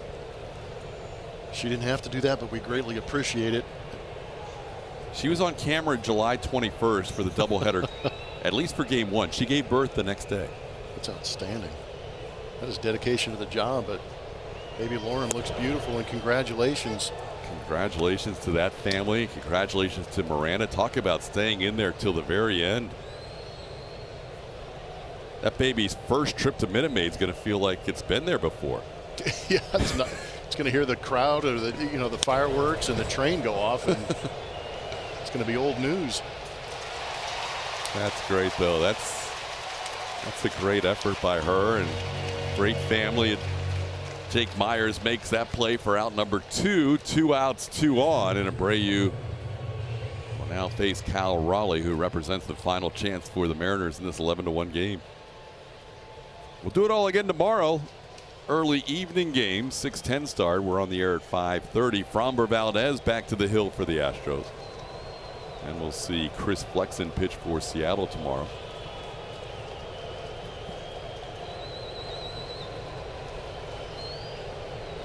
This ball hit high to right center field. Playable. Myers calls off McCormick, and that will do it. Astros win 11-1. Blummer, that was quite a pounding on the team that's chasing the Astros in the AL West. Yeah, message sent. The Astros continue to play good baseball against the Seattle Mariners. They got some timely hits. They got some big hits, but overall they got phenomenal pitching from Justin Verlander again. And they got to Robbie Ray again as well as they win it 11-1. Alex Bregman and Yordan Alvarez doing most of the damage. The Astros postgame show, as did Aledmus Diaz. Astros postgame show presented by Whataburger will be coming up around the corner. Kevin Eschenfelder and Mike Stan will be your hosts tonight with the fireworks here at Minute Maid Park. They'll be back in our AT&T Sportsnet studios. Julia Morales getting interviews, as she always does, in the clubhouse and on the field after the game. Astros 11, Mariners 1, post-game show next.